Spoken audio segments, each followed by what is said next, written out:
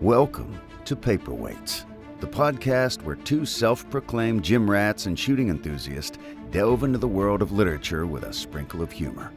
Although their biceps could crush a walnut, don't let that intimidate you. They also have a nerdy side.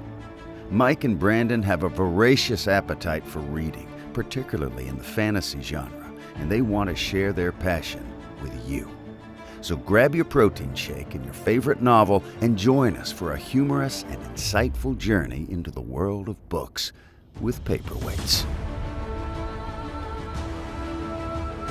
Welcome back to another episode of the Paperweights. I'm your host, Brandon. And Justin. And Chris. And we will be discussing day 8 of Wind and Truth today. And since I'll go ahead and say this, nobody has claimed the gift from Cosmere Mo yet. So if you want a chance, if you want to be the one to claim that gift, go listen to, what was it, day 6, I think, at this point. I think. Yeah, because I gotta go listen to the episodes and find out which one it was. yeah. And you could win some free swag from Cosmere Mo's Etsy shop. She's got all kinds of Cosmere stuff. Got some cool stuff. Yeah. So yeah, I bought some stuff off of there. I should bring the mug, but yeah, it's a mug where it says relationship status and it's like yes, no, and then enough emotional trauma to bond a spren, and that one's checked. So you too could have a cool trauma mug. So Trauma mug, not cool trauma. you could have some cool trauma too. Yeah. I mean, you can. Yeah. Yeah. You too could be birthed by a herald to find that out through your trauma. Yeah. I called that, by the way. I know you did. You called it on the nose. So, all right, before we get into everything, we are sponsored by Mudcat Whiskers. So you can visit them at their website, www.mudcatwhiskers.com. Use code Paperweights to save yourself 15% on beard care products and or candles to make your face or your house smell good. He has a variety of products: wash, conditioner, balm, butters, oils, and of course candles. And he actually announced he has a new product, straight razors. So for those that don't keep a beard or trim close with a razor to shape it up, get yourself or your head. It could be bald like Chris. And Straight razor is so good for the head, like a just nice clean one blade, just yeah. contract it well. Practice a whole lot so you're not looking like Carrie and just bloody. So anyway, head on over there. They're the small Louisiana small business, and the money he makes from it, he puts back into his robotics classroom as he is a teacher of robotics. So that's pretty cool. All right. So I mentioned it. We find out in this section that Chana was, in fact, Shallan's mother. Yeah. And You called it. I mean, at that point, the evidence was like really there and presented. Like, I actually watched an interview with Brandon where he was mentioning that he tries to set up as many things, and good authors should do that. You yeah, don't want to just get surprised out of nowhere that this was it. You want to minimize your Deus ex machinas, if you will, and you want to provide evidence that shows, oh yeah, okay, I see that led to that hinted at this, and the fact that a lot of times he has readers, like he wants readers to think of it and go, "Oh no, this is going to happen," like right before it happens. And that's exactly what happened with me calling out Shauna as Shalon's mother. Yeah. So Still don't know how I feel about it, but it's a reveal. yeah, I don't know how I feel about it either. Weird thing is, it doesn't really change anything, which is kind of funny. But we'll get to it when we get to it. I think so. And you may not enjoy this emotional aspect, but I think it might be tying in more to like, hey, even the people that, have gods as parents have traumas as well. So it doesn't matter, how good your lineage or your heritage was in your life. Cool. You're susceptible, everybody's susceptible to traumas and hardships. Yeah, I kind of thought. No, we'll get to it. We'll get to it. That I mostly have positive things about this section. I have one little nitpick that's in the Risen thing, but it's for Stormlight and the Cosmere as a whole. But it's just something he's been doing more and more of that's starting to annoy me. But overall, I think this section is pretty good. So I do have some overall thoughts and questions at this point, and I don't know if you want me to go over them Sure, before or after this day. might as well get it out before. All right, so uh, three theories. All right, so one, uh, Zyle or Vasher will.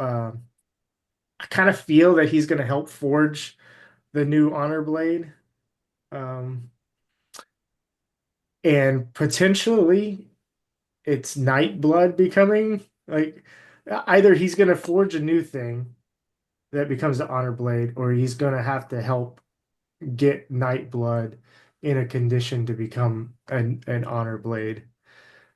Um, This book, in this book, yeah, yeah. So I feel that in this book, a new Jezrian's Honor Blade has to be replaced. I think the story has set up that for Zeth's journey, right?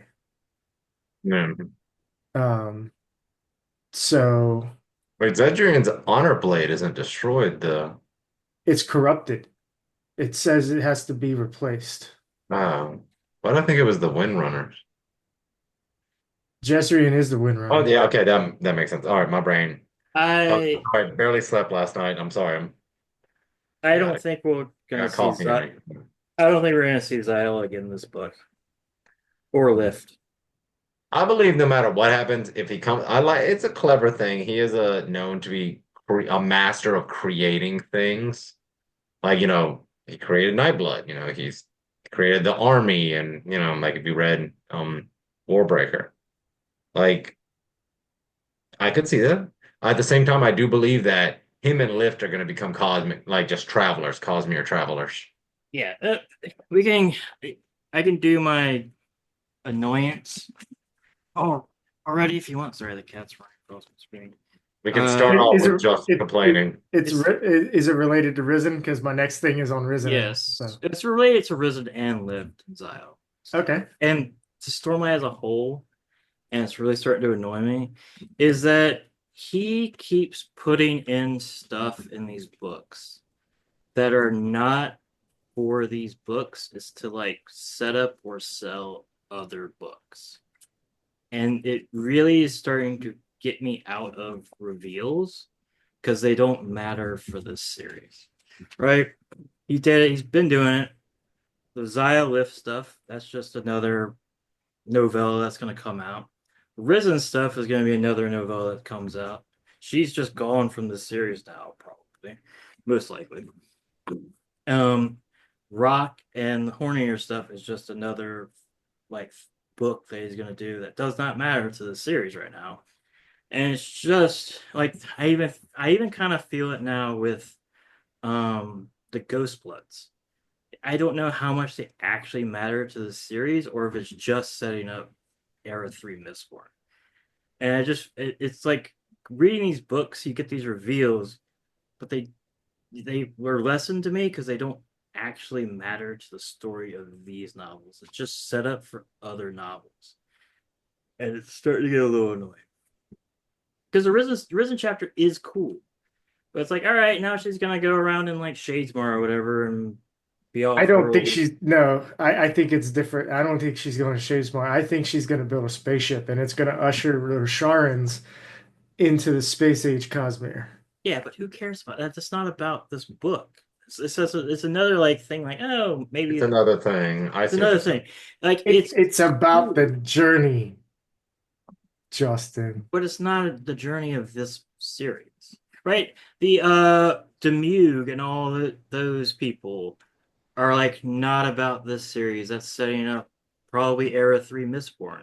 And the last interlude was about these people like going to another planet. That's going to be probably a Secret Project 7 book or whatever. That does not matter to the story. So it's like all these little things, and they're cool, right?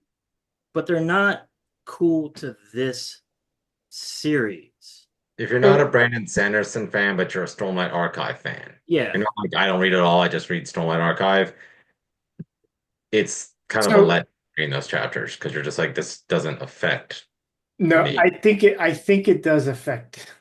The fact that the last chapter we saw all the Iriali was that who they Yeah, were? the They left in these portals off world, and then now yeah. Risen is about to create spaceships and get off world, which actually reminded me of the How is she gonna create a spaceship? She's a traitor. She's not gonna create a spaceship. She's gonna like the whole teleport. technology of the flying the flying Fabrials and the redirection and everything. Sure, maybe. And she I'm so just saying, if they go from like 3 years ago, Phalanx style combat to spaceships, eh. I mean, but then there's it shows so anyway, them going off world is showing that hey, shit's happening on Roshar that people don't want to be there. Like it is potentially a cataclysmic event that's coming and For people the Cosmere, but not for people who are just reading Stormlight. yeah. It, no, it's setting up a cataclysmic event on Roshar, and people are getting off of Roshar because of this next desolation that's coming. It's potentially, yeah. I think it's raising the stakes. It's showing, oh shit, okay, this big sprint was like, now it's time to leave. Well, I mean, I'll give you that one was kind of interesting in the world, but like the stuff with Zaya, like I love it. Don't get me wrong. Oh, I love it too. I appreciate it, but at the same time, like Zyle, like unless Zyle comes back and actually does something like you said, like helps forge the honor blades, like if he just pieces out with Lift, I mean, it's interesting, it's cool. I can't wait to read where they pop up. I can't wait to be like reading a random Mistborn and like, this dude and this kid are just like, like Leon the professional doing crazy shit. Well, not quite that gross, but Yeah. see, Oh, she's not a I child. also don't yeah. think that Lift is done for this book yet because it hasn't been resolved. So I think we have to resolve the big three that have boons and curses from cultivation. I think it's a big play on her plans against Odium, and I think those plans have to be resolved in this arc. But the thing is, Lift has never been a Stormlight character, really. She's always been her own thing, and she did some stuff in the third book, and that was cool. But since then, she's kind of like a vessel for other novellas, which is what I'm getting at. And I wish she was part of this book. I really do. And I wish Risen was part of this book. But Risen is not going to be in the rest of this novel. I would be very surprised. I agree with that, and I agree that I wish there were more of those two characters in this book. But I don't think Lift is done. I hope so. It's just I feel like reading this sometimes, and I enjoy this book. That's why this is my like one quibble, and it's with Stormlight as a whole, not with this book so far is that a lot of it feels sometimes like you're reading like when you're watching a television show and they have like a stealth pilot in the middle of it, and you're like, oh, that was why did Xena and Hercules? All right, oh, it's because Xena's gonna have her own show, and he does that a lot, and it makes me the reveals. I'm just like, oh, that's cool. Oh, Zyle and Lifters, that's cool. And it's like, oh, Yeah. that's gonna be their own thing. Oh, Wit, maybe Wit having a Dawn Shard, maybe they'll actually do something, hopefully. But like Risen, it's like, oh, Risen's cool, and they have all these dudes. Oh, I'll read her about her and Miss Morse. Like the Ghost Bloods. Oh, they're pretty interesting and weird, but I don't think they're actually going to be doing that much shit in this book because they haven't done it. And I think they're just set up for Mistborn Era 3, which is the Ghost Blood stuff. So like even like one of the main antagonists kind of feel like they're just set up for another novel. To me, that's what it's starting to feel like. Because we haven't done anything with the Ghost Bloods, even though they've been the main bad guys for like 5 books. So we don't know any of their goals really, except for vague get power off of Roshar for reasons that we don't know. And we don't know what they want with Bada and Mishram. Hopefully we'll get that in the next 2 days. That'd be really awesome. But if like we just see Ili and she's like, oh, I've got my plans, and she like disappears, and it's like find out next time on Era 3, I'm gonna be a little disappointed. So hopefully that doesn't happen. But I feel like it kind of is gonna happen. Hold on one second.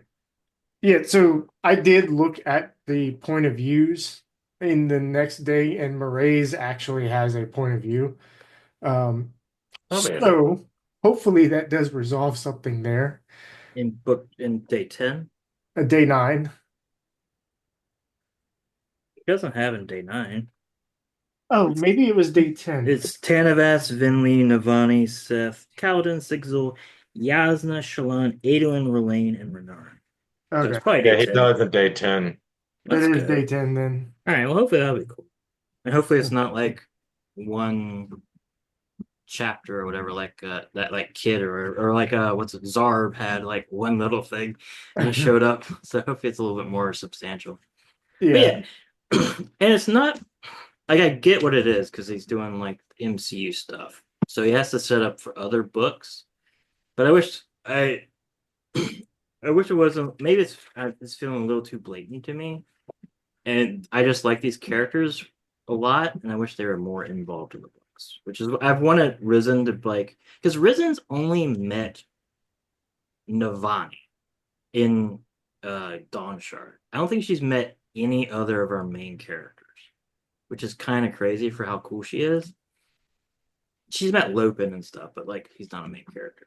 It's like one of the cool things about like shared universes and stuff, which we've gotten some with with what's it called?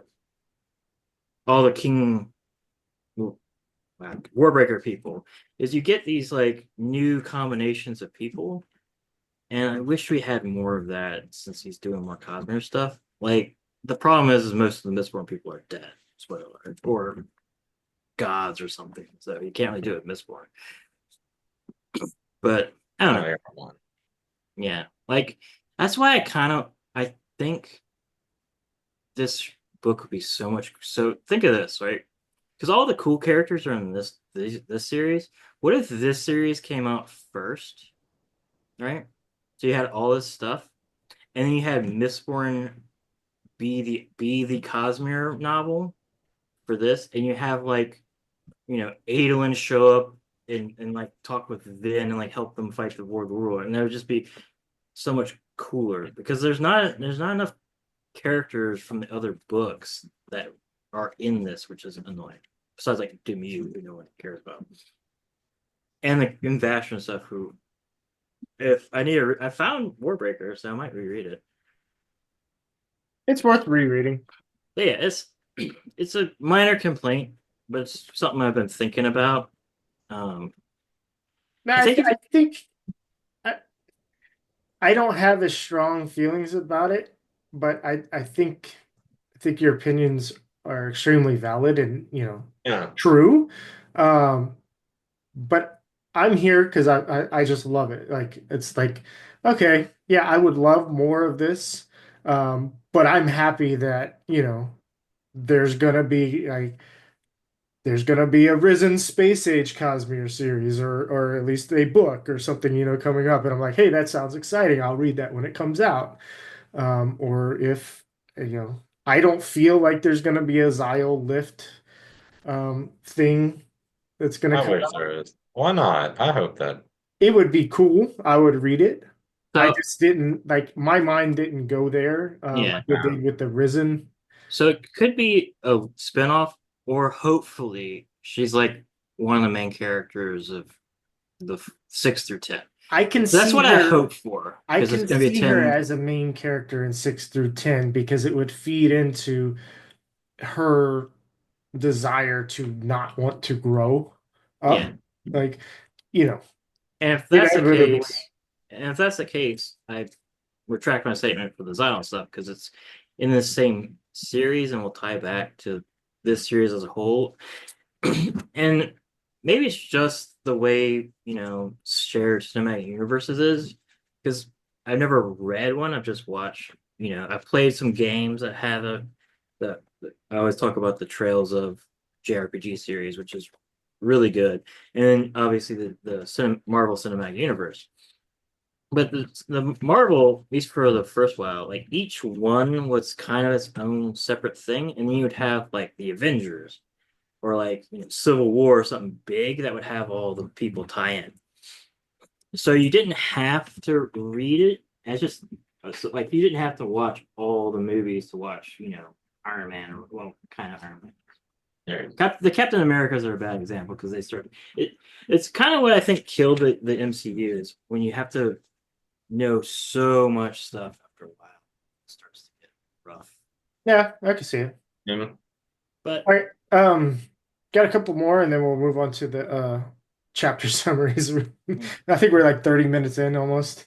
But hey, it's fun. Fun hey, conversation. And it's a short section, so yeah, uh I am sticking with my opinion that Teravangian does become the vessel of honor. Um and I think he's so and this is how I think it's going to happen is he's going to become a dual vessel, so like the tying back into cultivation's boon and curse. So, obviously his emotional side was really the draw for Odium, the shard of Odium to come in. Um, the intelligent side could potentially be the draw for Honor to come in, but it's not just going to come in on his own. I feel like Dalinar is going to assist, facilitate this with his bondsmithing powers. maybe. I wouldn't like it, but it can. And I think that would give that would kind of almost like I think it would or undermine everything, but it could be it. do what? I think it would undermine a lot of it, but sure. I think it would do a similar thing that like preservation did with uh giving up his Well, body to trap ruin. well, the thing is, Teravangian is, I mean, it even says it in here. He's all destination, no journey. He's all the means just, I mean, the end justifies the means. That is his thing from book one.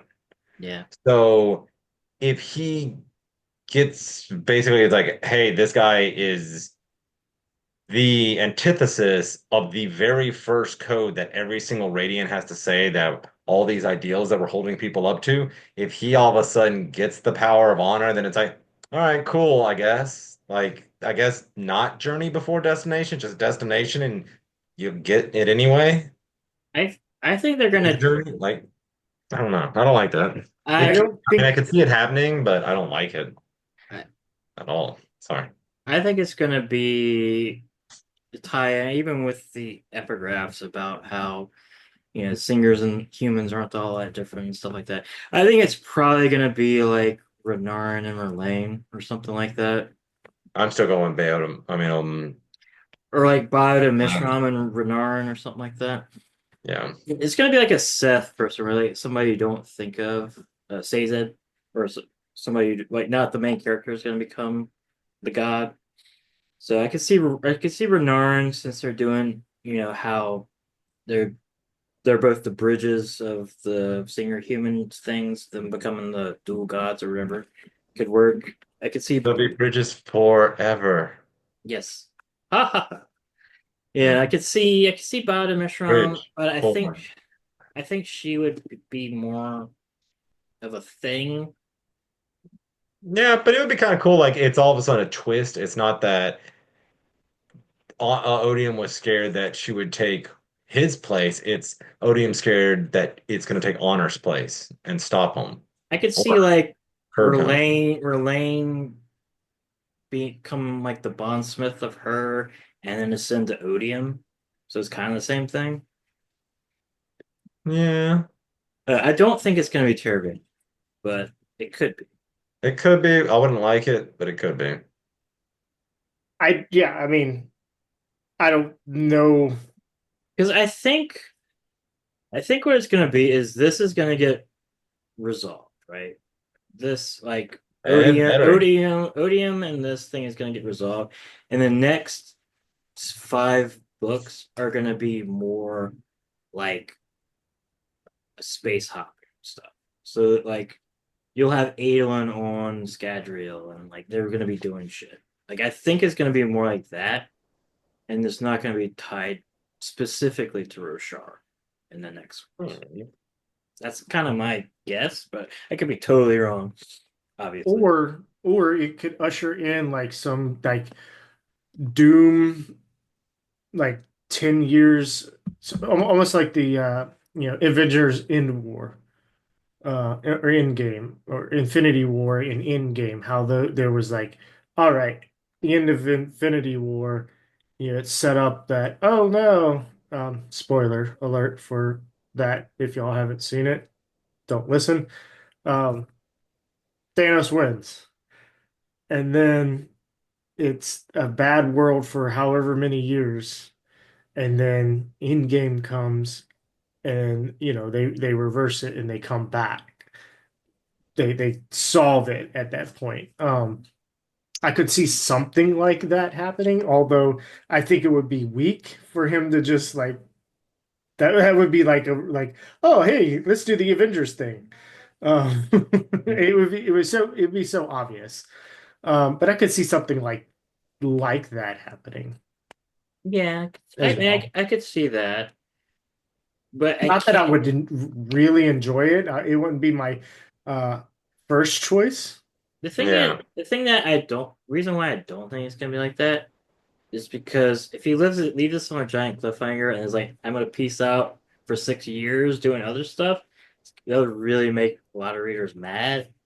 And it's just like, yeah, Mistborn Era 3 is also Stormlight, so just read that too, which maybe that's the case. But if it's like Odium wins, dun dun dun, Dalinar is like, it ends with like Dalinar dropping his knees and be like, I have to swear fealty to you or something like that. I mean, sure, that'd be kind of cool, but I don't know. And then the final question I had is all of the heralds are accounted for except for two, although I think the Truth Watcher Rahel is actually uh, Palea or Prala, who is the Truth Watcher um, herald. Yeah. I think that's her. So the other one is Videl, and I have no idea where she would be, and she's the edge dancer. Yeah. Um, It's actually it. I mean, this mom. Let's go. Th- I thought that, but I was like, no, I They can't do it twice. They can't do can't. it twice. I I mean, they mean, can. They can, you know, she is to just with, she's with Gohan, obviously. to show, to show that you know, Chana wasn't the only one that broke down in the Uh, family and everything. Videl could, she, what did she do in the flashback? I don't know. who, Videl. She was the one that like helped create the Oathgate or something, right? Oath Pact. let's see what my notes say. Um, So Navani was Videl. Yeah. Um, she was good at bondsmithing to uh oh no, she was the one that fed regrowth in to the bond, the Oath Pact to make them immortal. Mm. It's because she was the best at Regrowth. growth, which I have the dumbest theory with that, which I don't think is true. But like she Uh, uses so much for growth on herself that she kept like it even like mess with her brain where she would thought she was back to a child trying to, remember stuff. And she actually her mind is so messed up that she ended up going thinking that she was a kid that was abandoned and went to the Night Mother, and the Night Mother's like, oh crap, you're a herald, but okay, in a child's body because you regrowth yourself that much. she's lift. That'd be insane, but no. Ah, ah. Maybe. It's insane. I don't think it's true. I don't even know if I would like it if it was true, but That, that'd be I really. mean, her I mean, mother, it did say her mother wasted away. we do yeah, I know mean, it might that have been. Lift has ultimate power. Yeah, and then Lift is just like, oh, just, oh Yeah. yeah, my herald. Never mind. That'd be Oh, all right. it's So funny. All right. 30 Do we have a description of them? of Videl. Yeah. Is Um, she eerie? Maybe. I mean, I have this picture of her, and she's like in a white. She almost looks Asian. She got something cat thing on the top of her hair. She's got black, dark brown or black hair, very palish skin. Yeah, it doesn't sound fun. Yeah, Rush. Lift is darker. Yeah, Lift Yeah. Lift is like Makabaki dark yeah. color. She would, if anything, she's Lift would be like Nail or Talonat's kid. Yeah. Maybe she's the kid of Talonat and Ash. But Ridiculous. I mean, why Well, not? no, they're siblings. no, they're like siblings that they never had. Yeah. We're not doing Star Wars over here. They're Lannisters. Yeah. I'm trying to think if there's any other like woman that's unaccounted for that would make sense. Um, Polona. that's just blown. Uh, we can't do Yeah. another. We can't do another Harold mom. So she's not like Dalinar's mom or something like that. Now She's not Evie. we believe that Eyadel is a Malwish from Scadrial, but be interesting if it was her. Sure. Yeah. Because I don't like, know. why wouldn't the Ghost Bloods have recruited a Herald? But she can't go off world because they're tied to Roshar. Well, it never says she's gone off world. Eh? Once to get the mask, I guess somebody could give her the mask. Yeah. I guess this looks cool. Um, I 100% do not believe that's the case at all, no, by the way. I was just throwing out names of females that we. she's Yeah. Mealadar. There you go. It's Aladar. I Eh. found that. Till proven she's not. All right. Let's jump into chapter 88, Cycle 37 minutes into the podcast, roughly. war. You get a little bit of Sigzil. We get some Dalinar. Sigzil is chilling. He's still on the Shattered Plains, obviously.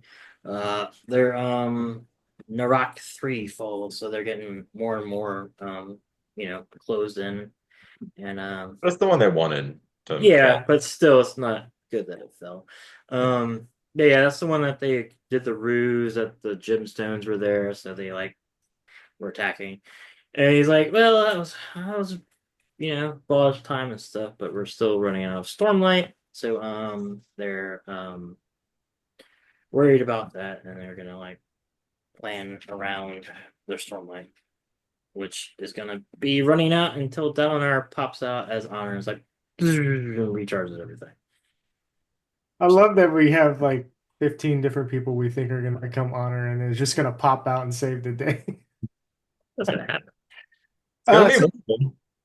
at first, I wrote that when I was reading this, and it was like, and Sigzil walked away as the unmade Yelignar fell, and I was like, well, that sucked. Like, but then Yelignar is the one that Amaram. Yeah, Amaram was, right? Took over Amaram. yeah, and Okay. the Queen. And yeah, and the Queen. Okay, so yeah, once I realized that, it made a little more sense. Like, okay, we don't have to rehash that fight Yeah. again. Yeah. But at first I was like, I didn't realize that Yelignar was that unmade. I was like, man, why would they have him kill an unmade off screen? Because these things are supposed to be badass. And I was like, oh wait, we've seen him. We've seen this one. Yeah, Yeah, it took me a bit to remember that. They're just rehashing old boss fights for filler. Yeah, it was a mid boss. he spent 15 pages describing the battle again. Like, God damn it. He just copy pasted, man. Like straight. Dragon Ball Z powering up. Yeah, even though the Amaran fight was cool. Yeah. But That was yeah, really, really cool fight. yeah, they're getting a little discouraged because they're running out of Stormlight. So bad news there. And then we get some Dalinar. So if we remember last time, like Odium kind of just like shattered everybody into the spiritual realm out of the visions and stuff. So Dalinar is in the spiritual realm. He's seen a bunch of like visions of, him like, killing people and doing all sorts of crazy stuff. Then he ends up getting kind of put into one of his flashbacks because Odium's trying to like show him that he's not a good person and stuff. So he's Rortel. This is That's a good dip. yeah. Yeah, they're at the night of Gavilar's death. They're in the prologue of book one. Prologue of all books. True, but especially book one for some reason. I don't know. Yeah, he's doing stuff. He's like getting ordered to bring down our more alcohol and stuff. He finally realizes that beggar was Yezrian. Yeah, he starts doing stuff to like in all these visions where he's like trying to change what happened because he's like, this isn't a vision to like learn stuff. It's visions I already know, so I can be like better than I was. So yeah, he's kind of doing that. He's basically Odium's trying to like show him his worst parts, like break him. You're like, look how much of a bastard you are, man. Like, Yeah. come on. Yeah. Yeah. So that's kind of what happens in like. And I'm gonna make you look bad in your nephew's eyes, man. I'm gonna make you look awful. Oh yeah, and Gav is there. Gav's always there watching him just do awful things. Yeah, I don't think that bodes well for young Gav in the future. Especially the fact that he wants to kill anybody that, was responsible for his father's death. Not that Dalinar was, but I mean, you watch your grandpa beat the shit out of your dad, and you're like, okay, yeah. Yeah. Made no sense, Grandpa. Why'd you do that? Yeah, we'll see if my prediction of him being the main bad guy of Era 2 Stormlight will be correct. Yeah. So something I started thinking of here, and I wrote this before the end where we learned that Chana actually came through. So, I really enjoy the way that some of the characters in the visions can talk and seem to actually see and know things. Yeah. And I believe most of them are like either gods or godlike, and they God have level. died or have died and end up in the spiritual realm. So they are giving information, just like wit, like the wit that came through the portal. So Yeah. I think that the wit that came through the portal at some point had some connection to wit in the real world. Um, and then some of these other some of the other heralds probably have as well. We don't know all of them that have died. Um, Jezreel's soul is gone, but maybe he's in the spiritual realm. We know Chana later on, we find out she died a second time and was in the cognitive realm in Braze at the time where she entered into the spiritual realm to talk to Shallan. Yeah, she's So getting chased around.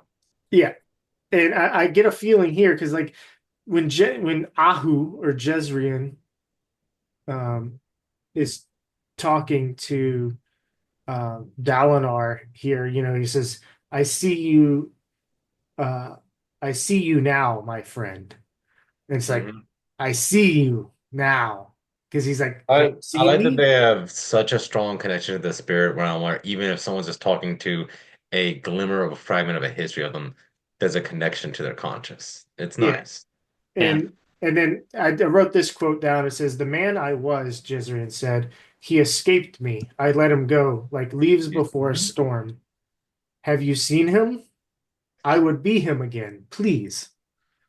So I don't know, like I don't know if Jezreel's soul is was actually just destroyed or just like sent to the spiritual realm disembodied.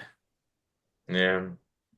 I don't know. I Because like the idea. I potentially Dalinar could have a connection with Jezreel's soul here and yeah. become a vessel for Jezreel's soul. It's an interesting idea, but I do like the idea that there is something that can actually negate the soul. Yeah. Like that is just a terrifying idea. Like, because if he can be found, then it's not I can actually end God's weapon. You know what I mean? No, I agree. Yeah, Like I like that fact that there is something that just oh crap, you know? yeah, Yeah, Which is but also dark for people. if some anti-stormlight sense of permanence, right? Some anti-stormlight's so stakes. I like it. yeah, This but isn't the X-Men. People need to die and nobody dies. stay Nobody dead. nobody dies in these books. Oh, But they die a lot. They just never stayed it. No, in this sure. book, no. That's an X-Men. Um All die. All the Welcome. humans and the all the humans and the singers die. Yeah. sure, but Over and over again. there hasn't been too many real named characters that have died, besides a couple of Bridge 4 people. But anyway, yeah, I will say in general, I really like spiritual realm stuff more in this section because it was the stuff I wanted, which was more weird spiritual realm stuff instead of just visions talking at people. So I enjoyed these a lot. Yeah, not just flashbacks of history. Yeah, Yeah. I still hope that like Vin or Elend come into the spiritual realm. Because I think that would be cool. I don't think it's gonna happen, but that'd be a cool way to have a tie-in. Um, that would actually make sense since they're in the spiritual realm, and like they could you know, it'd be fun. I don't even know if they are in the spiritual realm. Don't they like zap themselves into the spiritual realm at the end because they're dead or whatever? Spoilers for Mistborn, I Mm, mean, they die and they peacefully go to the next realm after they which is the they go spiritual to realm. the beyond, whatever the beyond is. Isn't that just the spiritual realm? I don't. Okay, well, that's what I assumed. So maybe I maybe mean, that. we know what that was could from be a subtle Kelsier's where you turn into perspective. trees that you harvest for power. Hmm? That's a spoiler for Kratos. Uh, I mean Kronos. Yeah, The so Kronos. Mistborn: A Secret History is Kelsier's point of view. So whatever his understanding is very limited. So you know, I think Fuzz said it was from the beyond though. They said they yeah, go to Fuzz told him, "Oh, they just go to the beyond, whatever the beyond is. So That could be Yeah, the spiritual realm. I think it would be cool. Uh, I'm when fine when it with it. comes, I love those characters, and it would be a cool crossover. Which these books, if they're gonna start being as connected as they are, they need cooler crossovers. But I don't think it's gonna yeah, happen. But it'd be cool. Anyway, we can go on to chapter 89. But yeah, we're getting more spiritual realm cool stuff. I hope they come out of the spiritual realm at the end of chapter 9. I think they have to. But anyway, or day 9. We get Revelations chapter 89. We get some Kaladin, Vinley, and Yasna. All right. So what happens with Kaladin? Kaladin, they're going to the Dustbringer Monastery. Um, they're trying to he's figuring out if like Seth is gonna fight or not. Um, and they're like, you know, they're checking out the scenery and stuff. This is Uh, this section, by the way, with the Kaladin stuff, is probably my favorite of this day. I really liked it. okay. I'll talk about it once you finish. But yeah, he's talking about Nail. Nail's talking about like, his life and his rebirth and all that stuff. And Kaladin's trying to make Nail talk, but he doesn't because Nail doesn't want to talk more. Um, he does say that he wants to see Lift again. So Mhm. that's another. I think that's another nod that we might see Lift again, maybe. or he Um, just dies without seeing Lift again, and then that's just a sad thing. Going, oh, he never got to see her again. Who says yeah. he's gonna die? Um, one of the epigraphs, I think, in the last book, where it said all the heralds are gone, or maybe it was the part one, day one of this book. No. It said Yeah. now that the heralds are gone. I mean, they could be other things. They don't mean they're dead. Yeah. Then yeah, they're gonna try to stop the unmade and stuff like that. And basically, is this the part where they like you're gonna become a herald, Seth? Seth's like, I don't really Uh, want to. Nah, And not yet. not yet. Although um, he does get called Truthed of Shinovar. I think Nail calls Seth Truthed of Shinovar. yeah, that's kind of like what happens there. They're gonna go to the Dustbringer stuff.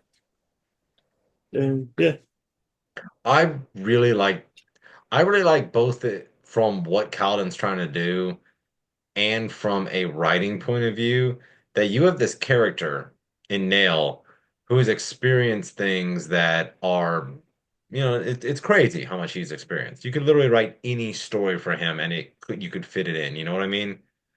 Like he's been alive for thousands and thousands of years, done all kinds of insane stuff. Who knows what he was before, or in the journey. So Kaladin also was smart, being like, hey, well, you might be right. Tell me more. You get somebody talking, you get to know them way more. So it makes sense from Calvin's point of view, and from a reader, it's interesting to get that kind of just insight on a character, I guess. You know what I mean? And maybe even get some weird lore about something, like some abstract lore, but it's kind of fun. I love that. I love kind of that random lore like that. You just, I don't know. I really liked it. I really liked hearing it. Like I remember when I was on my like, cause I was listening to this one earlier today when I was on my run. And I was just like, I just was like digging this part. I was just like, forgot how much I liked it. Because I don't to the listeners out there, we I'm sure I know me and Brandon, I think Justin do too, probably finish our reading section within like 2 days or 3 days. Most of the time. Yeah. something So like like that. whenever it's like the day before we record, because it's like a week between the each recording, so it's like all right, finished up, and it's like okay, 5 more days. So like the day before, like we'll power listen to it again on like 1.5 speed or something. I don't do that, but Yeah. If I liked the book better, I might have done that. Yeah, I mean, this part's fine. I mean, you all know my thoughts on this storyline. It's not my I favorite. know. I I like it. forgot your thoughts. Do you want to give them again? No, I will say this is the best it's been. Yeah. So that's why I said day. I said book. Day 8 is probably the best this book's been so far for me. Because the Seth flashbacks are way more interesting. Um, you know, the upcoming stuff with his sister is kind of cool. Still don't really know if they're ghosts or not, but I guess we'll find out next day or the day after. But yeah, it's cool stuff. Yep. We get some Venli, unless you Oh, got anything, they Brandon. did. No, just one other bit. We get the information that the blades are no longer anchored. They no longer anchor the Oath Pact because the Jezrien is dead and his his honor blade is corrupt. So it's like the fact that one Jezrien is dead and his honor blade is corrupt. It's slowly unraveling everything. So Yeah. Yeah. I'm gonna get some Vinley. They get to the Central Plateau. They're like, oh, the source of the thing is underneath them. They're gonna earthbend their way to the thing. It's kind of what happens There is no war in Bossy's pay. there. Oh yeah. Hey, she really is just an earthbender, which is cool. But yeah, The tough life, you know. yeah, we get some stuff with Leshwi, you know, accepting still being Odium's drawn to powers. Odium's Yeah, power. yeah. But yeah, it's kind of what's going Does on. come back to bite them a little bit. I think that's like probably her accepting it, feeding them the power for a minute, probably gave them away. Yeah. Oh yeah. Possibly. So And we get Yasna. yeah, it's not. Yasna. So Yasna sent all of her radiance to the Shattered Plains, but she's leaving like the conventional troops at Thaylen City. Queen Fen is not happy about that. And she wishes she could send some to Azamar, but obviously the Oath Gates are still broken. And then she's kind of figuring stuff out, and then in comes in Odium. He's like, "What's up, Yasna?" And she's like, "Holy shit, it's Taravangian." And this was I cool. I think him revealing himself to her was a huge mistake on his part. Um, just because of how smart like Yasna is, she's gonna find a way to uh, do If what cultivation tried to do um, in the other interlude where she tried to threaten his family and Kharbranth. Um, because his biggest advantage, right, was that nobody knew that he was the new vessel, so they couldn't predict what he would do. Yeah, Um, and even though it seems like, and I know I had said that um, there was probably goading, and Chris was in on this too, with cultivation wanted to goad Odium into destroying Kharbranth to break something. But it seems like her blackmail attempt failed. But I think like Wit and Yasna and Dalinar are gonna have a better chance of using oh yeah. the fact that they know that it's Taravangian against him to Now, defeat Odium.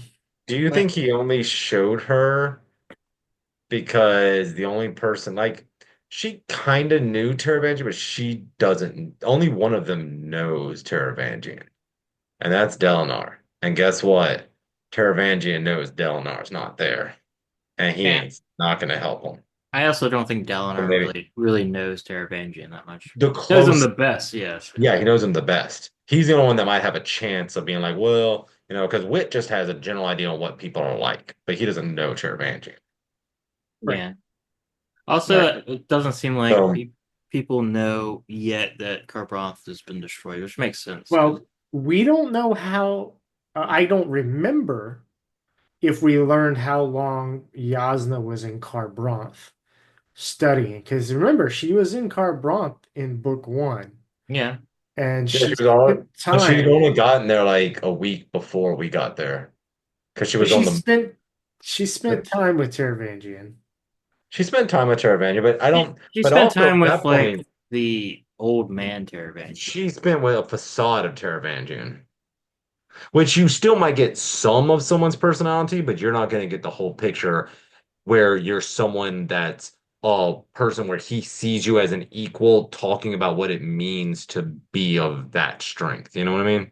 Yeah. Well, earlier in this book, Taravangian did say that Yasna was one of two people, the other being Dalinar, that he absolutely respected Oh yeah. being a threat. Oh yeah. Like I know I don't agree that I agree that it's hubris for him to show her. But I'm Yeah. saying like maybe he felt like with Dalinar out of the picture, maybe it was like, oh, y'all don't know me. Yeah. I also just what? So do y'all think And it's a dramatic moment too, you know? yeah, I will say this. I think Cinematic this point of makes view. it so my prediction that Yasna is gonna kill Moash is not gonna happen, which is a little sad. Do y'all think he's gonna convince the Thalens to join his side, or do you think Yasna's gonna Johnson's gonna convince him. Yeah, I think Yasna. find out? Uh, Chapter 90. so we're gonna get a little courtroom drama next day, which is gonna be fun. Dun, dun. Dun dun. Chapter 90. We get some Seth, Sigil, and some Vinley. On this one. So On this one. we get Seth. They go to the Dustbringer Monastery. Nightblood in this one says he misses Nail too. Two characters, not Nail, Lift. Two characters saying they miss Lift. She has to make an appearance. I hope she does. The problem is she's not powerful or anything now, right? She hasn't gone through the training. It's been maybe 5 hours or 12 hours since she's agreed to help with Zyle. Unless they have a hyperbolic time chamber, then maybe. Unless he wakes her up and is like, remember, you're this powerful because you're a herald. Could also happen. I don't He believe it. also, without his training, killed a full-blown Terrace keeper, He didn't, Ferroculus. he didn't kill her. Here, okay. Mhm. She defeated him. Her. Sure. Her. Yeah. Pronouns. Yeah, but I mean, yeah. I mean, are the keepers that more powerful than a radiant? Not really. I'm not a warrior. I guess I can't keep saying that. But I mean, maybe I hope she comes back. I like Lift a lot, so I Oh hope yeah, you I are hope she right. comes back. Yeah. Okay, so yeah, they're at the monastery, and it's like, oh, his sister. We have the thing where his sister is the honor bearer or whatever, and then they like he's not gonna fight her or whatever, and he's like yeah, and then she like turns to mist because she's dead or something we don't really know. It was a cool little cool exchange. Uh, you know, I kind of wish she was like actually a person instead of just smoke.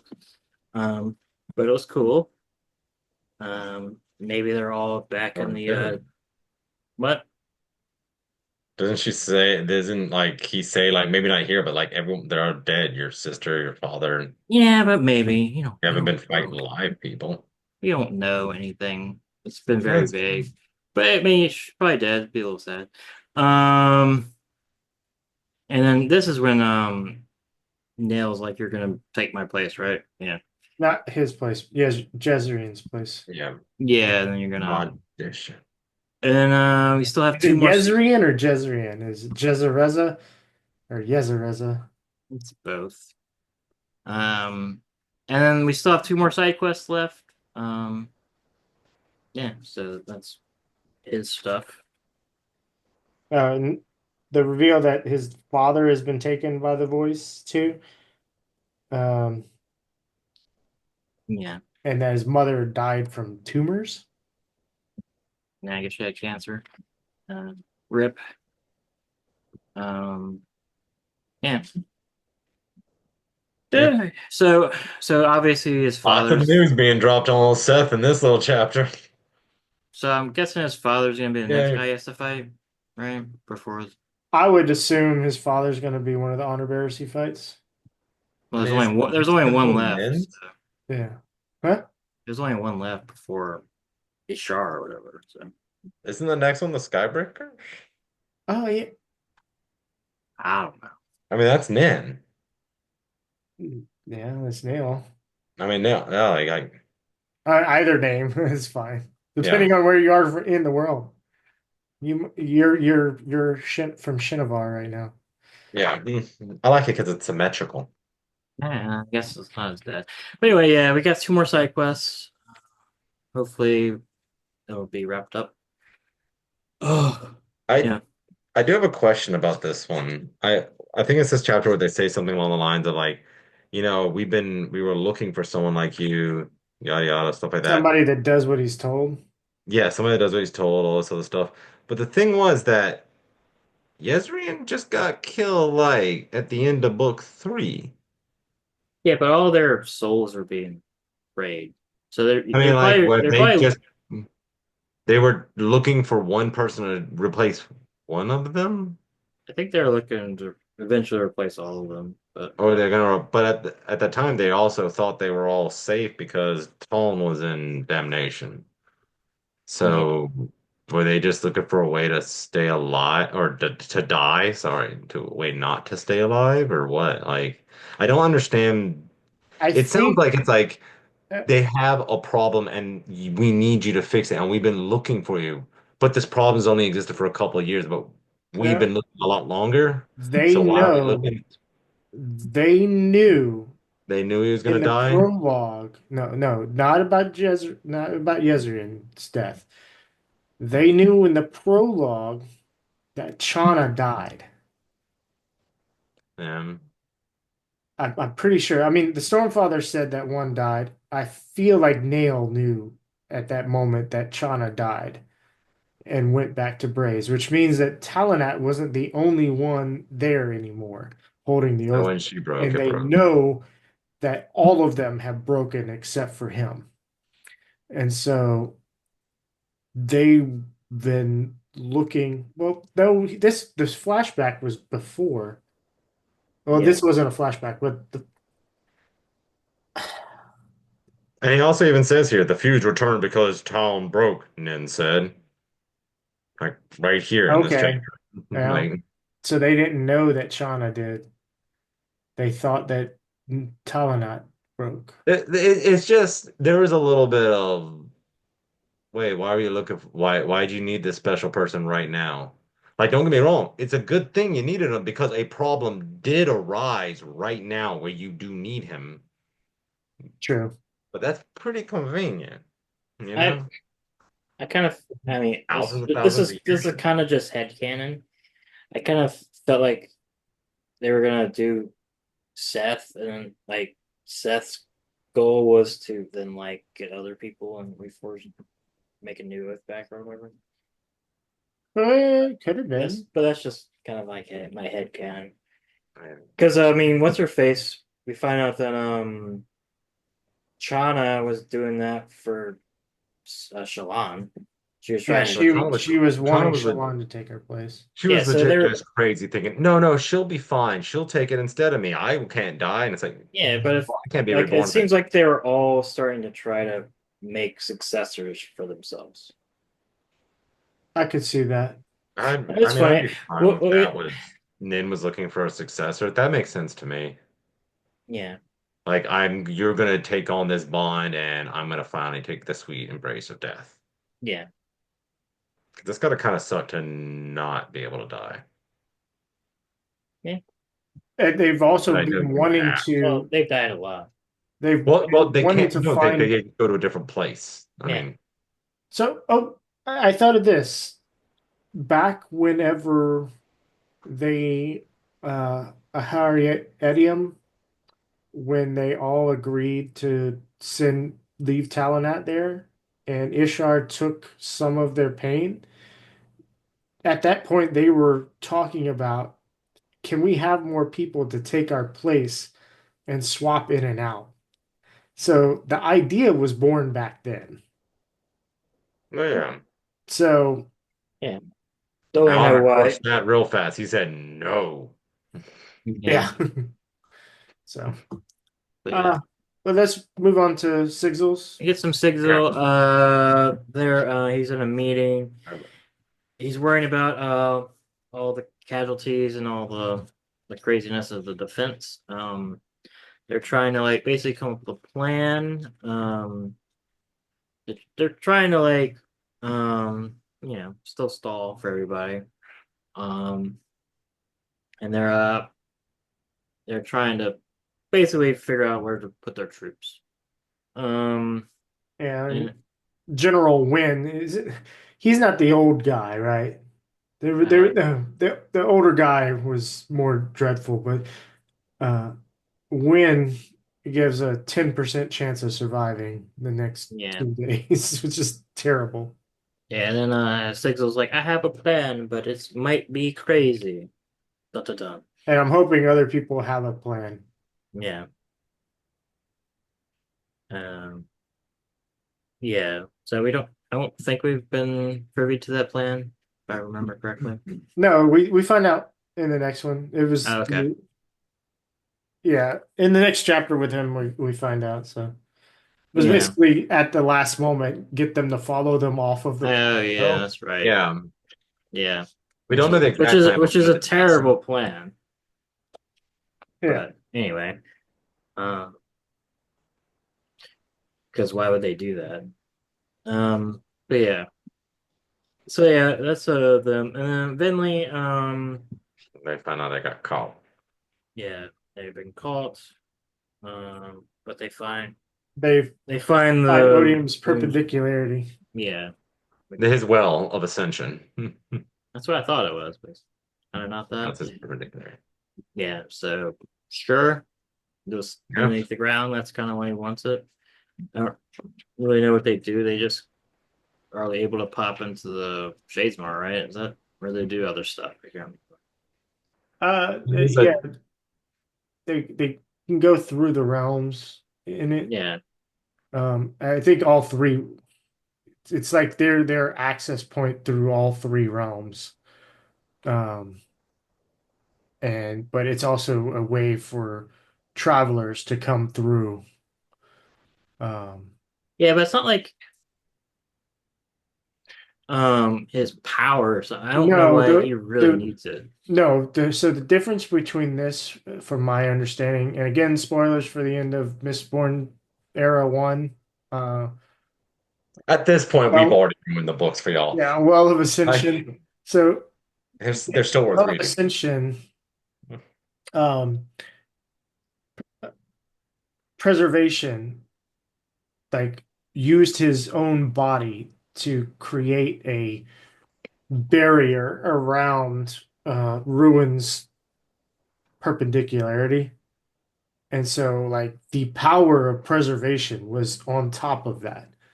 And what allowed Ruin to come back into the world of Scadrial was when Elend took, no, Vin, sorry, And Vin took the power of preservation from over top of it. So she took in the power of preservation and then released it. And so it was no longer a jail for Ruin. That's why she kind of ascended right there, because it wasn't necessarily going into it that gives you the powers, but Yeah, but I don't know. Okay. Cultivation's perpendicularity is up in the Horneater Peaks, and Yeah. Rock and everybody up there has visited it. Yeah. And that's where Wit came through yeah. to Yeah. Roshar. But I just like it's cool. I just don't know what this actually means. for anything, like why Odium needs it, or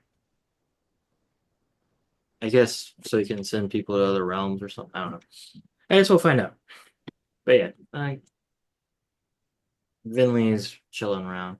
And they've been discovered. Oh no. All right, you can move on to chapter 91, recruiting.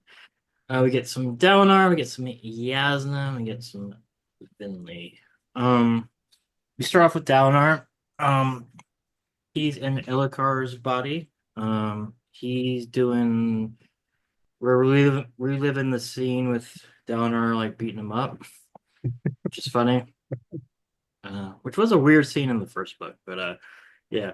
We get a lot of Ellikar's like thoughts and like insecurities and stuff. We get confirmation, even though we already had it, of his like seeing the cryptics. And then just like in a lot of his visions, he starts trying to change stuff. So he actually starts trying to fight back instead of just kind of taking it. Yeah. Gavinar is one of the guards. Yes. Yeah. He realizes so that's another thing Odium is doing here. He's not allowing them to see each other as who they actually are. So it's harder to pick up. But yeah, Gav as the guard was like horrified, like, oh my God, Yeah, you beating the crap out of Grandpa's beating the crap out of my dad, Yeah. Which kicking the shit out of him. I'm re-listening to book one, like when I'm not, like on the other 5 days when I'm not doing this book, and when I'm, that's my run stuff, and I'm just listening to it, and I'm almost back to that point in the book, and yeah, Ellikar's asking for it. He is setting Dalinar up hard. Like, I mean, I can get. He's like, oh, I respect him. Also, it's like, bitch, you have sent him out to die on his own so many times. You don't get you, you know like Yeah, go reread the book one, then reread this. You're like, I still don't feel bad for him. yeah, Look, I mean, Eldar needed to remind him, if I wanted to kill you, I could kill you. Stop portraying, even if you know I'm not going to kill you, stop making everyone else here think I'm trying to kill you. yeah. I mean, Ellikar was Like, not a good king. Ellicar was asking for it. Yeah. yeah. But yeah, it was fun reliving that. Yeah, good thing. Yeah. We get some Yasna. She's with Odium. She's trying to like she does a like reasoning of if he's like lying to her about being Taravangian and stuff, and kind of concludes that be kind of there's like no point. So it's true. He gives a rundown of how he became Odium in a very random way of Seth killing him and all that stuff, but it was all set up. Um, so then he gives the thing where like he's gonna present a logical argument about why Thaylen City should join them, and they're not even gonna fight. He's like, guess what? I didn't have to fight. I have my mind. So there's gonna be a mind v mind battle next day. It's gonna be cool. Don't. Dun dun. We're gonna courtroom drama. Dun-dun. Yeah. Yeah. Yeah, I never actually thought about Finn changing sides. But yeah, if she did, that would be something. Yeah. Yeah. Then we get Vinley. She's with Elle, who I Oh, I really- just thought. So what if? All right, what if Odium or Taravangian gains rule of all three of these big places: Azamir, the Shattered Plains, and Thaylen City, but Dalinar wins. Then Gonna get Rhythm spaceship and get out of there. I mean, Odium still has control of those countries. He will maintain control of those countries, but Dalinar won. So yeah. that Well, would be they've already kind of said, which I don't love, how they've already kind of started presenting the idea of the contest was never going to work in the first place. Humans are going to break it. I think that's already happened. I think that Yeah. was in the previous. Like, yeah, Delanar was just like, so the contest doesn't even mean that much, right? I think it's weird because we as readers know that when you dangle an idea like that on there and that humans are gonna break and stuff and something else needs to be done, when your main guy is like, you know what, that's not the solution, I'm gonna look for something bigger, then you know something bigger is gonna happen. A Yeah. bigger solution is gonna appear. So the contest itself isn't even that important anymore in a weird way. So a lot of this stuff is kind of like Well, it's less. because it makes sense because they haven't even said what the contest is, Oh yeah, it makes right? sense. I have no idea what the contest is. Yeah, it makes complete sense. I would So like a coin flip. That'd be hilarious to me. it's a Break dancing. it's just a Straight up coin chess flip. They're match like, with yeah, that'd be funny. Um, yeah, I mean, I "Good can see chance, let's do it. Yeah. um, yeah, but that's cool. We're gonna get Ray gun. it kind of reminds me of Star Trek with like Data and Q and all of them like doing the trials. I think it's episode 1 of Next Gen. So hopefully that'll be fun. It'll be fun seeing Yasna do her logic battle with I Odium. mean, we've already had that with Adolin in Shadesmar. Yeah, Aeon's not a It was but orator. it was an ethical debate. It was fun. Yeah. But yeah, So, yep. no, go ahead. I I was was just going to gonna say something earlier, but the whole thing has passed and it's dumb. okay. I was just gonna move on to Vinley. Yeah, go ahead. She's chilling with Elle, who I really wish was more of Yes. a thing. And Wesley, he's like, You're cool. You were able to like question Odium and stuff, and we have a new Odium now who like likes that. And why are we murdering all of like our like potentially great people just because they do a little like rebellion or whatever? So then she's like, "You're gonna work for me now," and she's like, maybe." Yeah. Yeah. I really did wish, like you said, we got more L. Yeah, because I thought he was gonna be It's nothing. more. Yeah, because we need more interesting feuds. Because we had Rabonion, unfortunately she's dead, but maybe if Yezrian's not actually dead, then she's not actually dead. So I would like that. But like L seems so cool because he had no rhythms and like he has some weird stuff. And then like we get a little bit of him in the flashback, and it's just like they were friends. He was a friend with the Herald or something. Um, but yeah, so I hope he turns out more interesting. I just don't know if I have much time for that. Um, but yeah, because like he was in last book's Epigraphs. epigraphs, so like I thought he was gonna be Musings more, of L on day yeah, one. yeah, I thought he was gonna be more of a presence in this book. Um, Yeah, I thought so too. so hopefully in the next 2 days we'll see it. Maybe set him up for an antagonist or protagonist of the time skip. Maybe he's gonna become like the leader of the singers after Odium is locked away or something, and he'll be more of a thing next book. But yeah, good old Vinley. Um, You know, just briefly, I think it could. So, obviously there are bigger players, or sorry, not bigger than what we're seeing now, but there are other players in the world that aren't our main characters that could potentially be as influential, right? You have generals doing things and everything. Yeah.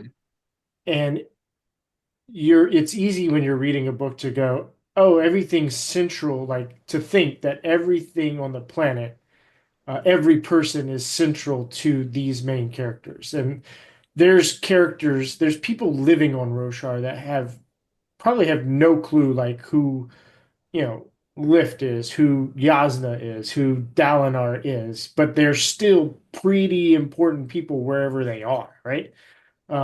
And I think having these things that it's like, oh yeah, as a reader, it's like that sounds cool, that's interesting, I want to see more, but it could potentially be serving the purpose of, hey, there are other big cool things that are happening in the world outside of these main characters. So it's like I get that. Wait, are you referencing the conversation we had at the beginning? what? No, no. Or something in this? I get that. I don't. It does not work with L for me because Oh, the thing is we don't have you can make it work. an antagonist that is a fused. Who are the we I have like agree. we have Abadai the whoever doesn't care, and we have Rabonio. So I thought he was gonna be more of Of an a Rabonio. antagonist. Yeah, of a He was gonna be Rabonio type. thing that we slowly discovered stuff about. We saw what made him special.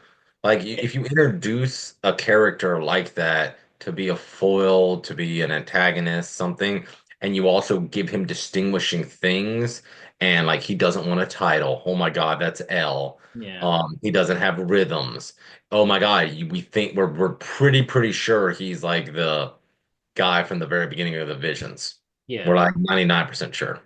I mean, he is like. Yeah, like the things you're Like talking they about, need to Brandon. do things. No, Yeah, I agree with you. I'm Make just character. bringing that up as a potential like yeah.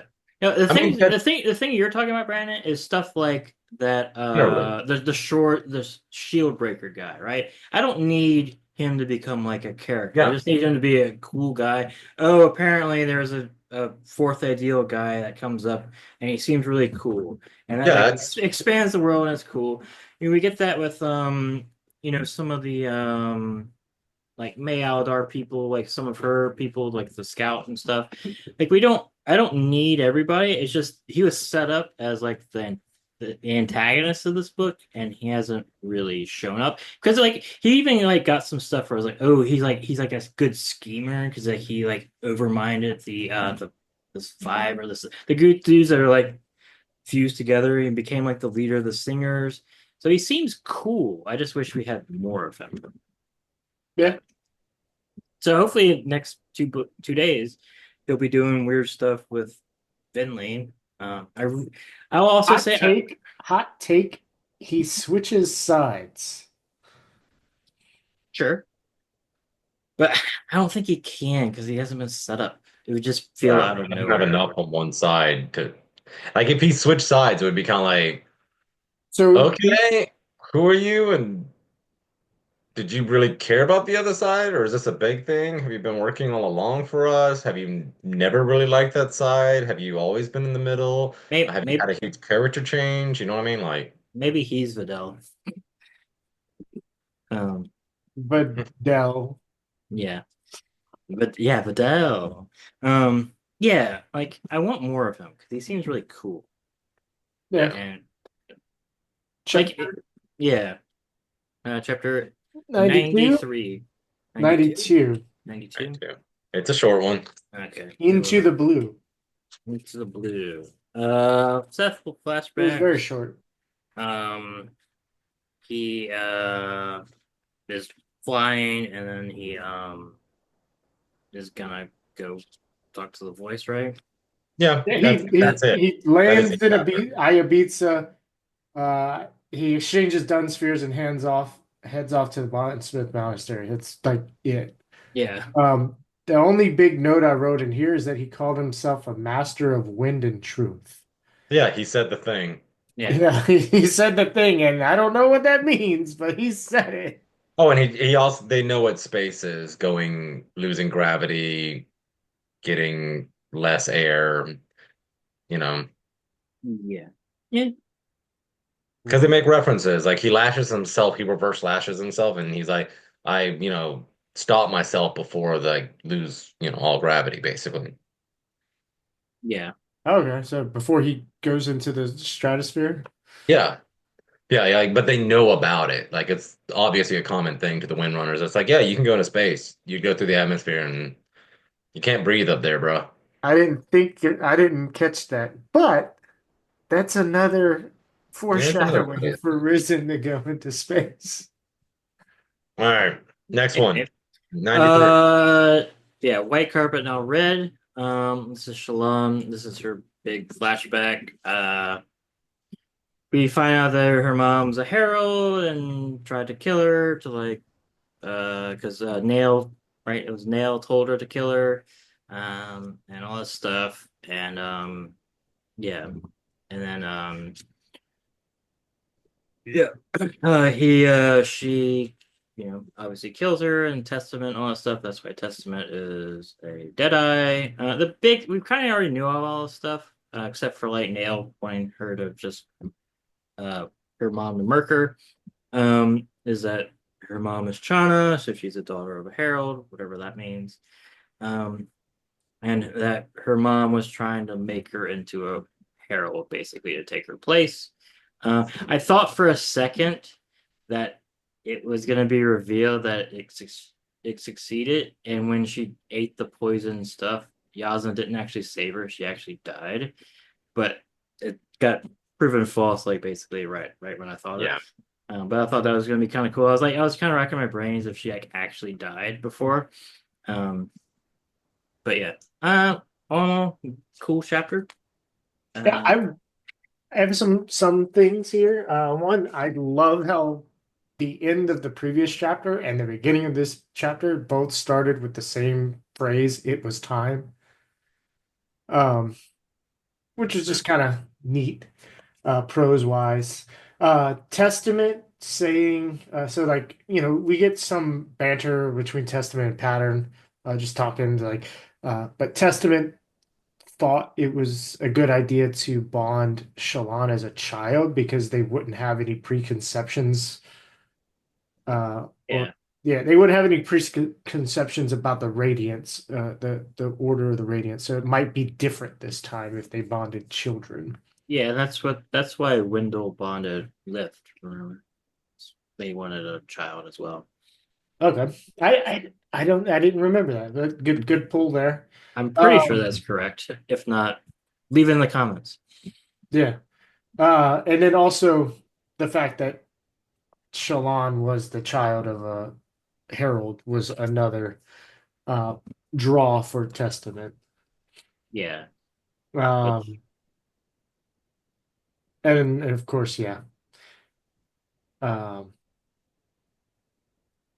it's the time. Sorry, the timing definitely matches up.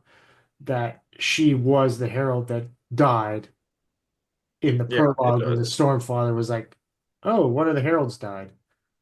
yeah, Um, but then it was interesting. The ending of it was interesting, where Shallan was like, "Yeah, I know my mom's alive. She was at my wedding." Like, yeah, I went back and read that chapter in Oathbringer, um, to be like, "Oh, did in her point of in Shallan's point of view, did she notice a redhead?"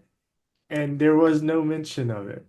well, yeah, 'cause she blocked it herself out of it because we get that chapter soon. Yeah, later. But yeah, But now it happened from her point of view. It should have been there, and then but we didn't actually get the wedding in Oathbringer. We just got like her. true, true. We actually didn't get. Yeah, Yeah. For yeah. all We we didn't get the know, red. So for all if we we know, had her brain saw it, put in like fucking one of the other personalities, like Radiant, and had Radiant do the wedding. Yeah. no, you're right because Yeah, we they never didn't got show the us the wedding. wedding, so um she would have blocked it out afterwards until this point. So Yeah, but we got because yeah. I mean, cool. I still don't really know how I feel about her being a daughter of a hero. Well, let's see where it goes. It's I'll see fine. where it goes. It's fine. Like I'm kind of indifferent about it. I just hope that this finally like fixes her. Yeah. I mean, I don't know if she's gonna be one of the main characters in the second arc or whatever, but if hopefully she'll be fixed by the end of this book. So do we think like Formless was like her mother or the Herald Bond or some weird thing like that as it was gonna be revealed? or is it like her resentment of killing her mom, and that's what manifested that or something. So I hope Formless is gone. I hope Shalon is just fixed now, and we can do a different storyline for her, which will be cool. Well, I would enjoy that. Yes.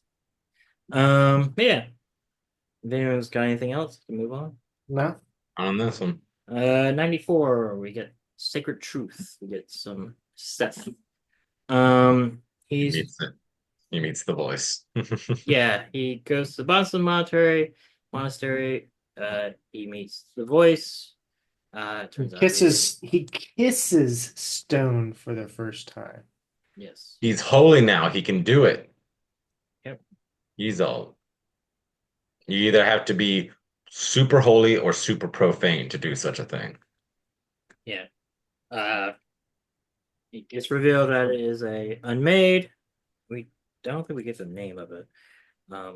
I feel it's Shaw, not just because of the sprint and the corrupting. Maybe. Yeah. And then Seth runs away. I mean, maybe, but then I guess we're fighting a different unmade in the current day. I mean, I could see it either way. But yeah, he runs away. We get his, you know, his descent into truthless is starting as he runs away. Yeah. And that's all I have. Yeah. I don't think there's much theorizing on some of these shorter flashback chapters. Exactly. Yeah. Chapter 95. Yes. 95. You might want to take over this where the summaries end. Okay. Because it is flawed, we get some Adolin and we get some Seth. So Adolin is getting fitted for his stump. The surgeon basically tells him the same thing that he told the little girl, that you wouldn't want weaknesses in your line. So he won't be, doesn't expect him to be in combat anymore until he gets regrowth, if that is a thing. Which I hope he doesn't. I hope he has a stump leg. I like it too. No, he's gonna become He's gonna become a radiant and regrow it. Okay. I'm almost positive. I think it's gonna. We do get some information that they can use. So they have like modern fast growing methods to replenish plate. They basically use Neziham's plate to help rebuild the broken parts of Adolin's. So they gave Adolin's plate and Neziham's blade to another person to use. And then let's see, Yanagon, he has some aluminum soldiers and a fancy set of towers that he has. He has shown proficiency in the basics and the fundamentals of strategy, and wants to move on to not having Adolin handicapped to see how well he does. And Adolin turns around to talk to Gezamel and finds out that Gezamel is not there because he followed the orders of Yanagon to lead soldiers into battle when he was not supposed to. Because there's a difference between Yanagon reigning and ruling. So he reigns over everybody, but he can't necessarily command people to do things. He's more of a figurehead than anything. Yeah, Yeah. they still have to follow the law. He is not the law. So Yeah. You see him. And He's he put the idol. emperor in danger, so it caused him to get demoted. Yeah. and in the end, Kolat has found where Gezamel was, and Adolin's. That's not in this chapter. It's at the end of this Oh, he section. found him? He found him, and then Adolin wants to Oh, yeah. He wants to go talk to him. Yeah. give him he's like, I want to talk to I him. know. I think there's a place in my guard for him. And Yeah. he's like, nope, I did the crime, I'll do the time, basically. Yeah, Yeah, that is part of that's next. Is that nice? That that's is in this chapter, but in a bit. after the gap with Seth. Yeah. Well, let's just finish the Adolin stuff. Okay. All right. So Adolin does find Gezamel, and wants to seek the reversal of the punishment or have him join his guard. But he's like, I'm proud to serve my duty because I love my country and the opportunities it allows, and I have to serve my toe. Um, That's good. if I do not serve my toe, then I am forever dishonored. Yeah. Oh yeah, if the honor sprint do come, he's getting one. There's no question. Gizmo? Sure. Yeah. I mean, like that's the whole thing is he's like, this is, and like even the people around him, he looks at the other soldiers and they treat it as though it is a thing of honor that he is doing. Yeah. Like it was the right decision knowing that he would be punished like this, and everyone would make the decision too, and everyone's there like, yep, you're taking your punishment and you did it, and we are so proud of you. Yeah. Respect, man, just straight up. Yeah. I still find it funny. Like it works, but it's funny just to think about that like Yanagon and he's just learning how to play chess while his city is under siege. It's really Yeah, funny. but at the same time, it's like if you're the emperor, you're not gonna No, it do works. nothing. It's just kind Yeah. of funny that every time it comes up. It's just like Yeah. this like 16-year-old or 18-year-old kid or whatever, just like I'm gonna learn how to play chess for the week while my city is under siege. It works, but it's just kind of funny to think about it. Yeah. Then the last bit. So Adolin then he realizes that there are things that hurt him that he loves still, and his father. Um, then we get a little bit about Kolot expressing his love again. Uh, all three of these people are like, "Oh yeah, I love things that hurt me." And Kolot's like, I still love the Windrunners, even though the memory of being rejected because I was a light eye hurt me. Um, and then we end with Adolin feeling dread that they will not survive the next day and a half. Yeah. Um, I don't have much of anything to add to the Adolin stuff.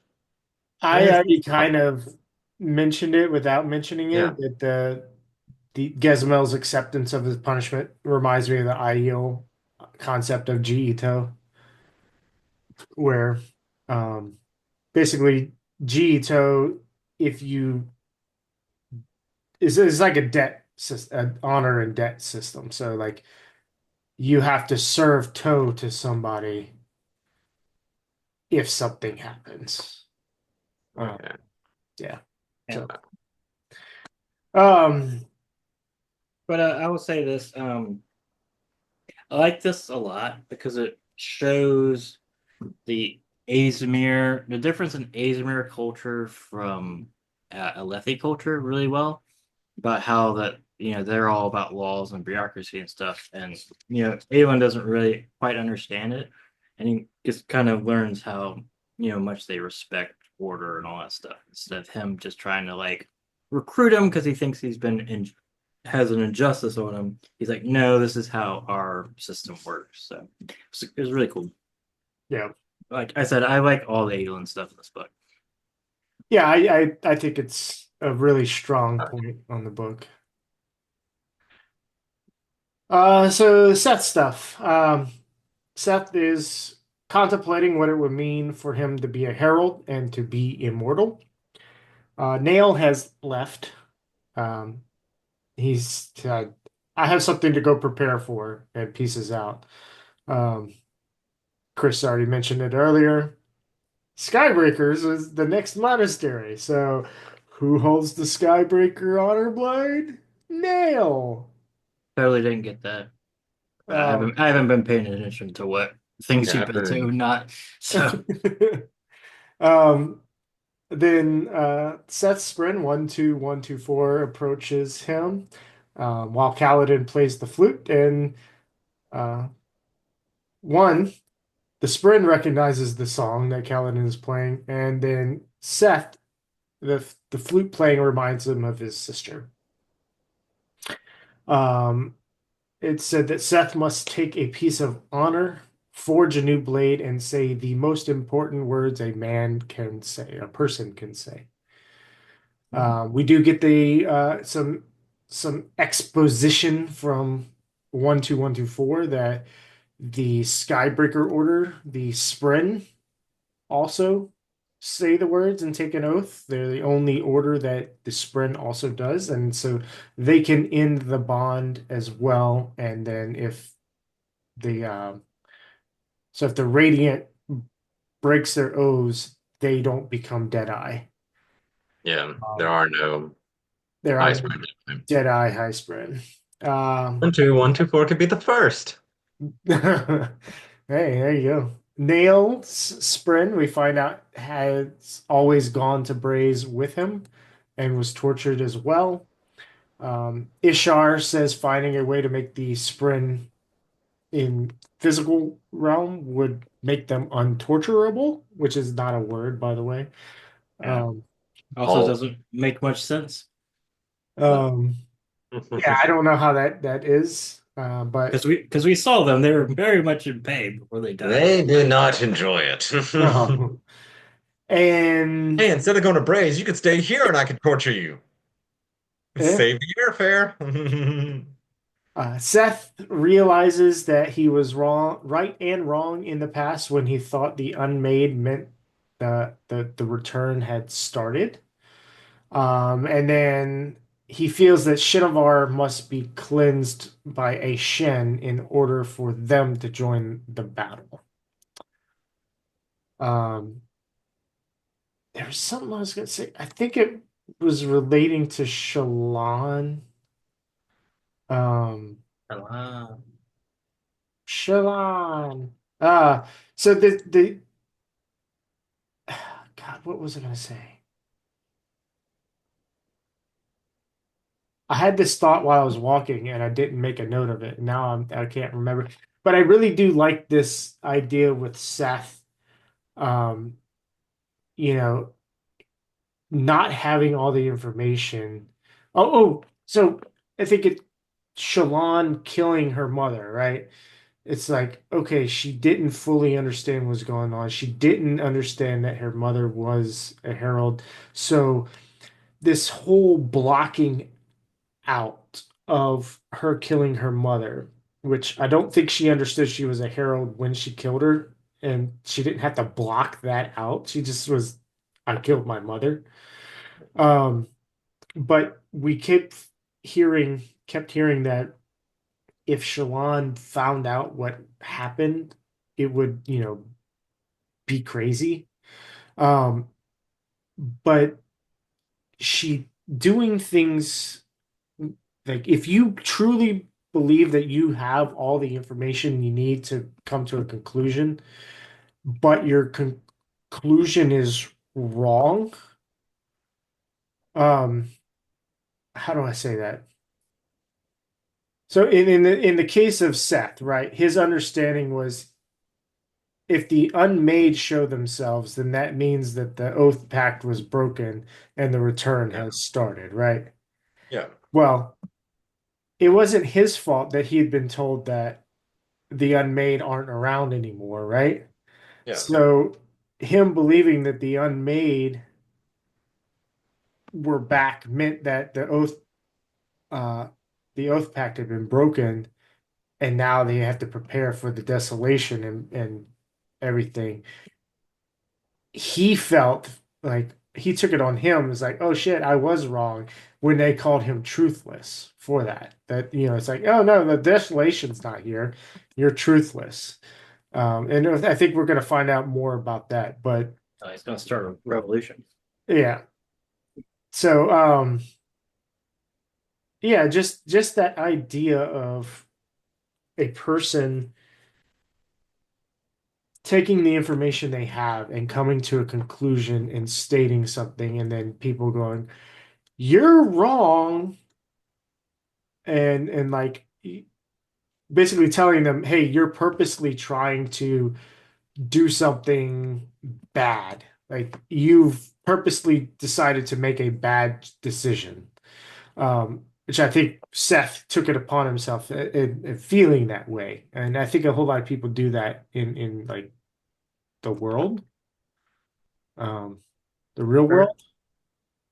Yeah. So I mean, Seth, if he thought about it for a little bit, would know that an unmade being there means the desolation is not happening because it already would have happened because all of his people, all of the other honor blades, know about the voice, and he knows about that. So I think he's more just like we're being controlled by the enemy, and we need to kill everybody.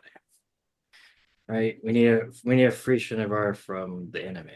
Because he knows that they all know about the voice, and if the voice is the unmade, then the unmade's been around for at least 60 years or so. So yeah, but I mean, he also doesn't know whether or not they are have willingly, like voluntarily gone to serve the unmade, or if the unmade has done it, um, or how long the desolation takes to start, right? Yeah. So it could still hold. yeah. So all right. Anything else? No, I'm good. Not on this one. All right, let's move on to chapter 96. All they had. This is another flashback. Pretty short. Yeah. He Seth Sure. returns to his father and is like, "Hey, everything is a lie, but I can't tell you anything yet because I don't know everything. But you need to hide." Um, and he like basically gives this like, man, I make choices. Like, I have a hard time making choices because I always make the wrong choices. And then when I do make a choice, I hate it. Um, and then Naturo is like, hey, let me tell you something about when I realized that my father didn't know everything. Um, Yeah. and then Seth's like, hide. I gotta go take care of something. I gotta go I think he did start say a that. civil war. I did think he said that one really sweet thing is like, I've never known someone that tries as hard to do the right thing, actually. Right. Which is a reoccurring thing about Seth in Yeah, he this wants to do Yeah. the right thing. in Yeah. this. It's because it's a redemption arc for Seth, I, Justin. I know. Because he's gonna be, I mean, he's gonna be the next Zuko. By the way, Yeah. Oh, that made me. started watching Arcane, and I hate that nobody like tried to convince me to watch it other than saying Arcane's good. Wait, watch it. I would have tried to convince you if we had talked about it. I'd have been like, watch it. Watch Yeah. it. Like, stop what you're doing. Yeah, it's pretty good. So yeah, I started watching. Season two is okay. I like season 2. Season one is so. I'm 3 episode 2. I think I might have finished second episode and started third, or finished the third, something. Oh, it hits on episode four. So Between three and four, something happens at the end of three, and then four is like a little. Yeah, Yeah. you'll see. Yeah, these short chapters are really funny. It's just my 2 cents about this. Just there's a bunch of these just like 1 page chapters. yeah, It's just kind of funny. I'm like, oh, okay. We're just gonna have Seth do like a small little thing because yeah, I guess we need him to spread out these things. But yeah, break yeah, up stuff. yeah. All right, right. chapter 97. 97, characters from a play. We get Shallan at the vision of her wedding day. Let's see. So Shallan expresses Justin's feelings of why do I have to keep dealing with the same problem over and over again and not learning? And Pattern's like, well, hey, look, it's not relearning the same lesson. You're reinforcing what you've learned. So, Justin, there you go. Yeah, Stop complaining about it. I won't because Mmm. I really like Shalon. Justin. She's just been a bad character for a while. Um, we get a little bit funny scene to me was Adolin. It was given 47 swords on his wedding day. and the one he chose to wear was the one that Kaladin had given him. Well, of course, they're bros. You Yeah. gotta wear my sword, bro. I miss them together. Yeah, I did too. Then Shallan relives the wedding day, Stupid. which was a beautiful day. Uh, Testament, I got the sense that Testament, so there was a one description that his uh lines Better started started. untwining, like his face was returning back to normal, so maybe or she, right? Yeah, I think She was that's neat. she's becoming she's aliving herself, maybe? Yeah, I mean, all the Dead Eyes are gonna come back to life. I'm pretty sure that's gonna happen next day. 'Cause I think the Azamar stuff's gonna end next day. Yeah, totally. It's gonna end on day nine. And then at the end, Shallan sees her mother at the back of the room and realizes that after she killed her, she had went to Braze, and the only way she could come back is if she broke and returned to Roshar, starting the return and the desolation. It's so funny. We've had like four different things about how the Desolation started, and all of them could be true, or one of them could be true. Or like, because we got from Vinley that the the souls were like making it so they were gonna come back They anyway. found another way through Yeah, Shadesmar. yeah, Back. And then yeah, they were gonna make the Everstorm. And when the Everstorm hit, oh boy, they just have like a highway. yeah. And then we have And they bring that maybe it was up. Chana, and then maybe Talon Bro. They So brought that up with Nin being like, you don't even know if this oath pack's gonna work, bro. yeah, Like there's so many loose ends right now. Brandon Sanderson, tie some up, man. Like we need to fix. You got 2 days.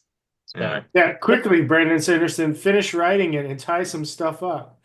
yeah. yeah. Yeah. Only thing I got is I was wrong. It wasn't Radiant. It was Vale that did her wedding. So I'm sure Aelin really loved that. Getting married to Vale. Yeah. Hey, Uh, it makes sense that veil, the wedding veil. Yeah. I'm aware. Yeah. Come But All on. yeah, right, good, next one. Let's go. good chapter. All right, Good seeing the wedding. we got chapter 98, the Day I of like this one. Truth. It was short, but I liked it. Yeah, we got Seth, and he lands at the Windrunner Monastery where he discovers the acolytes were all rejects of other monasteries that Tuco had recruited for a rebellion. Shouldn't drink and do podcasts, man. Or we all should be drinking. What? Like, I'm drinking Coke Zero, dude. Dude, you mean Coke? No. I'm doing Coke while I'm doing a podcast. Coca-Cola? Oh, Cola. So, um, Tuco also knew that the other honor bearers were corrupted by an unmade, and that's why he was recruiting these people. At first, the acolytes were like, "Oh no, you killed Tuco. Like, should we trust you?" And Seth's like, "Yeah, you should totally trust me, and you should be glad because I'm better than Tuco." Which is weird because if Tuco killed Seth, then Tuco would have been better than Seth, so Tuco would have been the one. So whoever killed the other one would have been the better one. Needed to Yeah. be. yeah. Which is a weird thing, but uh he thinks so yeah, he thinks that because he discovered an unmade that the Voidbringers have returned and that a desolation is in play. And he hopes to recruit one or two of the other honor bearers to help. He wanted to get Moss because of regrowth. And then Civi, he thinks he could convince. He's Uh, probably not going to get Moss. He feels like yeah, it's Moss because he also said Moss is a friend. I don't think he's gonna get any of it. Well, Moss no, was the he doesn't most get any. recent, and Moss was the most recent one before Seth to take the honor bearer place, right? Yeah, Yeah, we had some stuff about him. Yeah. yeah. So yeah, I definitely think that his his heart uh was in the right place back then. He just incorrectly declared a desolation. Yeah. Yeah, but I mean, it's like semantics. They're being corrupted. So Right, right. It is semantics, but they I used will it. say if The you lived Shen in a used it village, against him. if you lived in a village and you said, like, let's say on the coast during the Viking raids and stuff, and you're like, Vikings are raiding, Vikings are raiding, Vikings are raiding. And you did, and every time, like, you saw a ship and it just happened to not be a Viking ship, and you could kind of see where he got it from. And he did it like 3 times in a row, that guy's gonna get punished. yeah, Doesn't matter if it was a good reason every time, you but he's know? only done it once. He only did it once, but their culture seems to be a lot more strict. And also, it feels like calling a desolation and being one of the honor bearers and calling a desolation is a lot bigger than a random dude Well, saying he's also starting a rebellion. he's starting a war. Yeah, Like, yeah, he's starting a civil war. Um, over it. Yeah, so like, so it's gonna be yeah. Well, I It's mean, a rightfully little, so. The other honor bearers are corrupted by an unmade. but we don't. We also the unmade aren't all bad, so we actually don't know if it's a bad thing. Tasha not, and we know Bao and Mishram are not bad, and Yeah. then we don't really know anything about all the other ones. But I would even argue the thrill isn't bad. The thrill is unthinking. It is. sure, and I guess the feast was. Moalock too, but Well, like to. Yalignar, what? I don't even know what Yelgnar. Oh, is that the one that just goes big? Yeah, it's the big one that just beats the. I'm pretty sure that one's evil, man. Yeah, Yeah, but Yalignar, the one that Amaram took over Amaram Yeah, that and one's evil, Aesida. bro. Yeah, that one's evil. That one's evil. sure. I mean, we don't even know what the unmade are. No. No, we don't. We need to know. We need to find that out this book. I I hope we think we do. will. Yeah. I hope we All right. will. All right, chapter 99, Never Too Late. For now. We get some Shallan and Dalinar. Shallan's still at her wedding. It's after she makes an excuse to go to the washroom where she meets with Chana. Um, she tries to force Radiant to take over so she doesn't have to deal with it. Uh, but Radiant's like, no, you have to. This is Shallan. You need to handle it. Um, Chana reinforces what Shallan realized that she died, went to Braze, broke, and came back.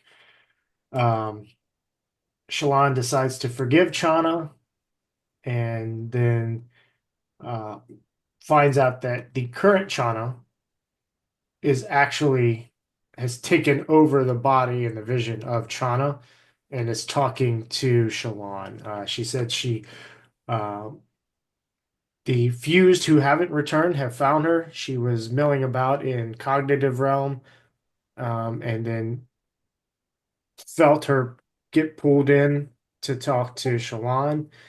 And Yeah, she's in Braze. yeah, she's in Braze, but she was specifically in the cognitive realm on Braze at that moment. She's looking for Talonat and promises she won't break this time. Um, and then tells Shallan not to trust any of the heralds except for Talonat. Um, and then she's like, "Wait, I think." Oh no, sorry. She didn't say I think she was really here. She was like, "How is she really here?" And the pattern goes, "Hmm. The heralds have different powers. They don't follow the other things. They can move through the three realms kind of willy-nilly." Um, Magic, Sean. Yes, yeah. basically.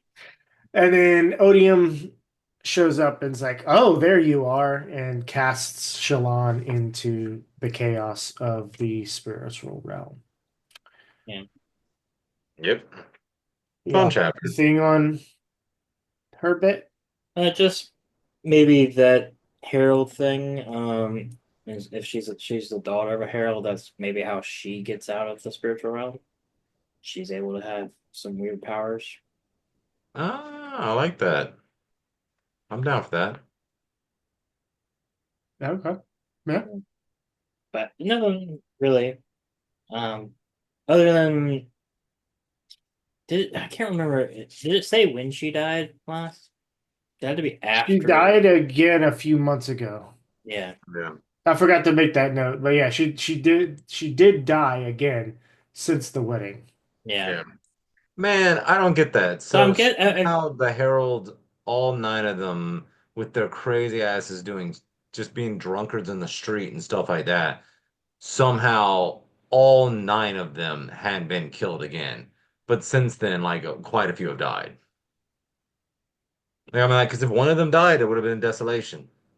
Well, you see, before I don't think anybody knew that the heralds are still there.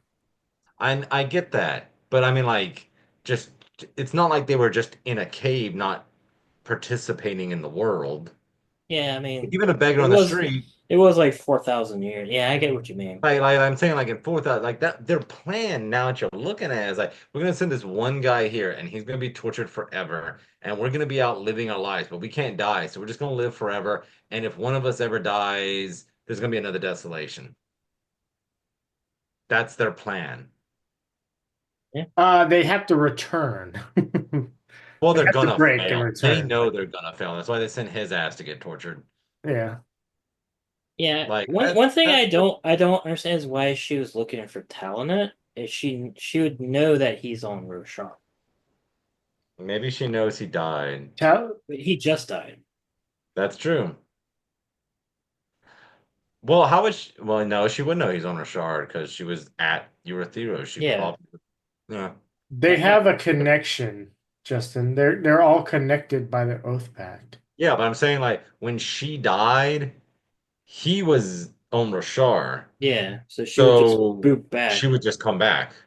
But she's not coming back because she wants to find Talonid, but she would know that Talonid And wasn't there, so why didn't and she if wish to she's come and if back? she's been dead for months, wouldn't that mean that the fuse couldn't return?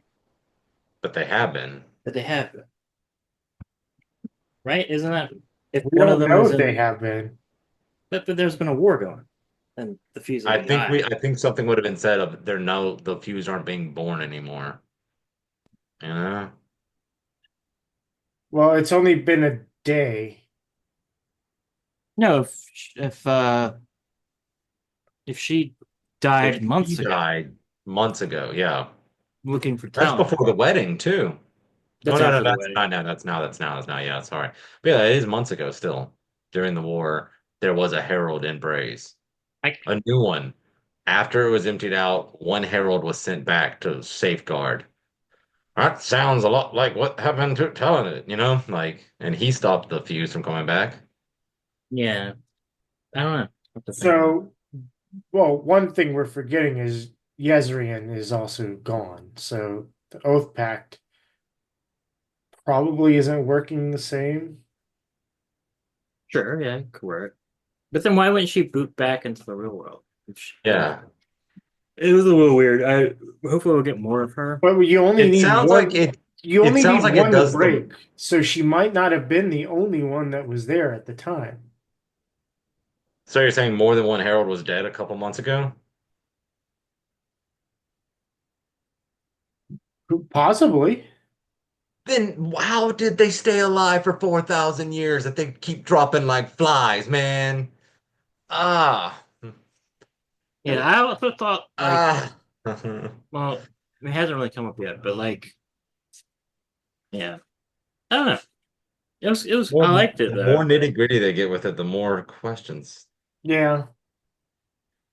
Yeah, Hey, that's it's that's the only thing. cool. It's still cool. No, it's cool.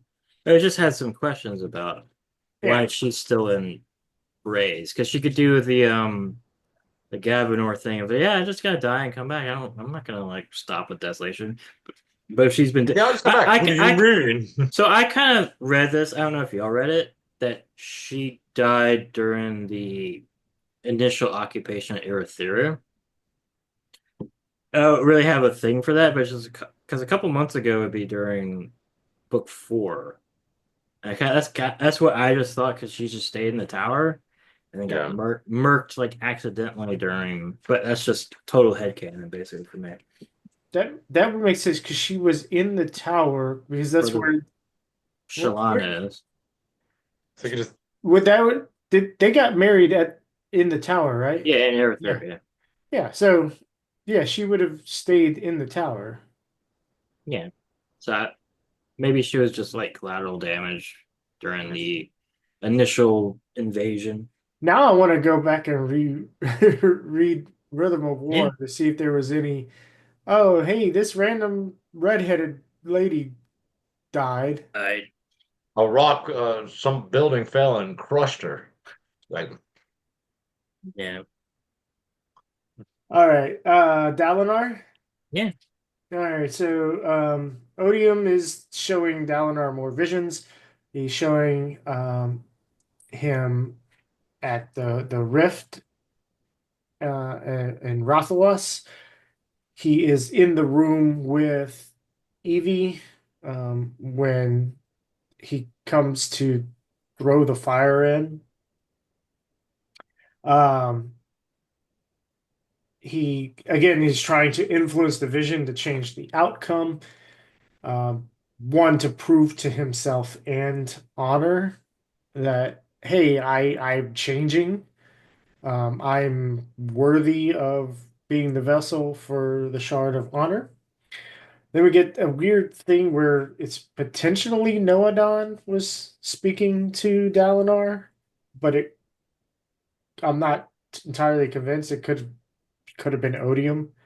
But also earlier in one of the visions, Dalinar thought he recognized Odium's voice, and then in this one, when Taravangian starts talking again, he goes, "Oh, I know that voice."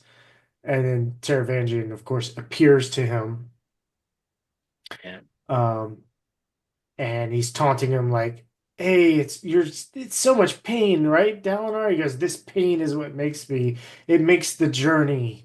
Um, I before you on, I think it's actually Noadon. I think that'd be cool. Just to tie it back to the Way of Kings and stuff. So I do. I agree too. I just wasn't entirely convinced, but I like that. I would like it more if it was Noadon. yeah. Um, I like it because they've been in this section doing more weird spiritual realm stuff. So I hope it's actually yeah, I hope it's the real Noadon. yeah. And then Dalinar sees a line, a connection line connecting to somewhere, and he grabs it, and it's just full of pain, and he's crawling along it while Taravangian's like, that road leads to more pain. You don't want to go down that route. And he's like, I'm going down there.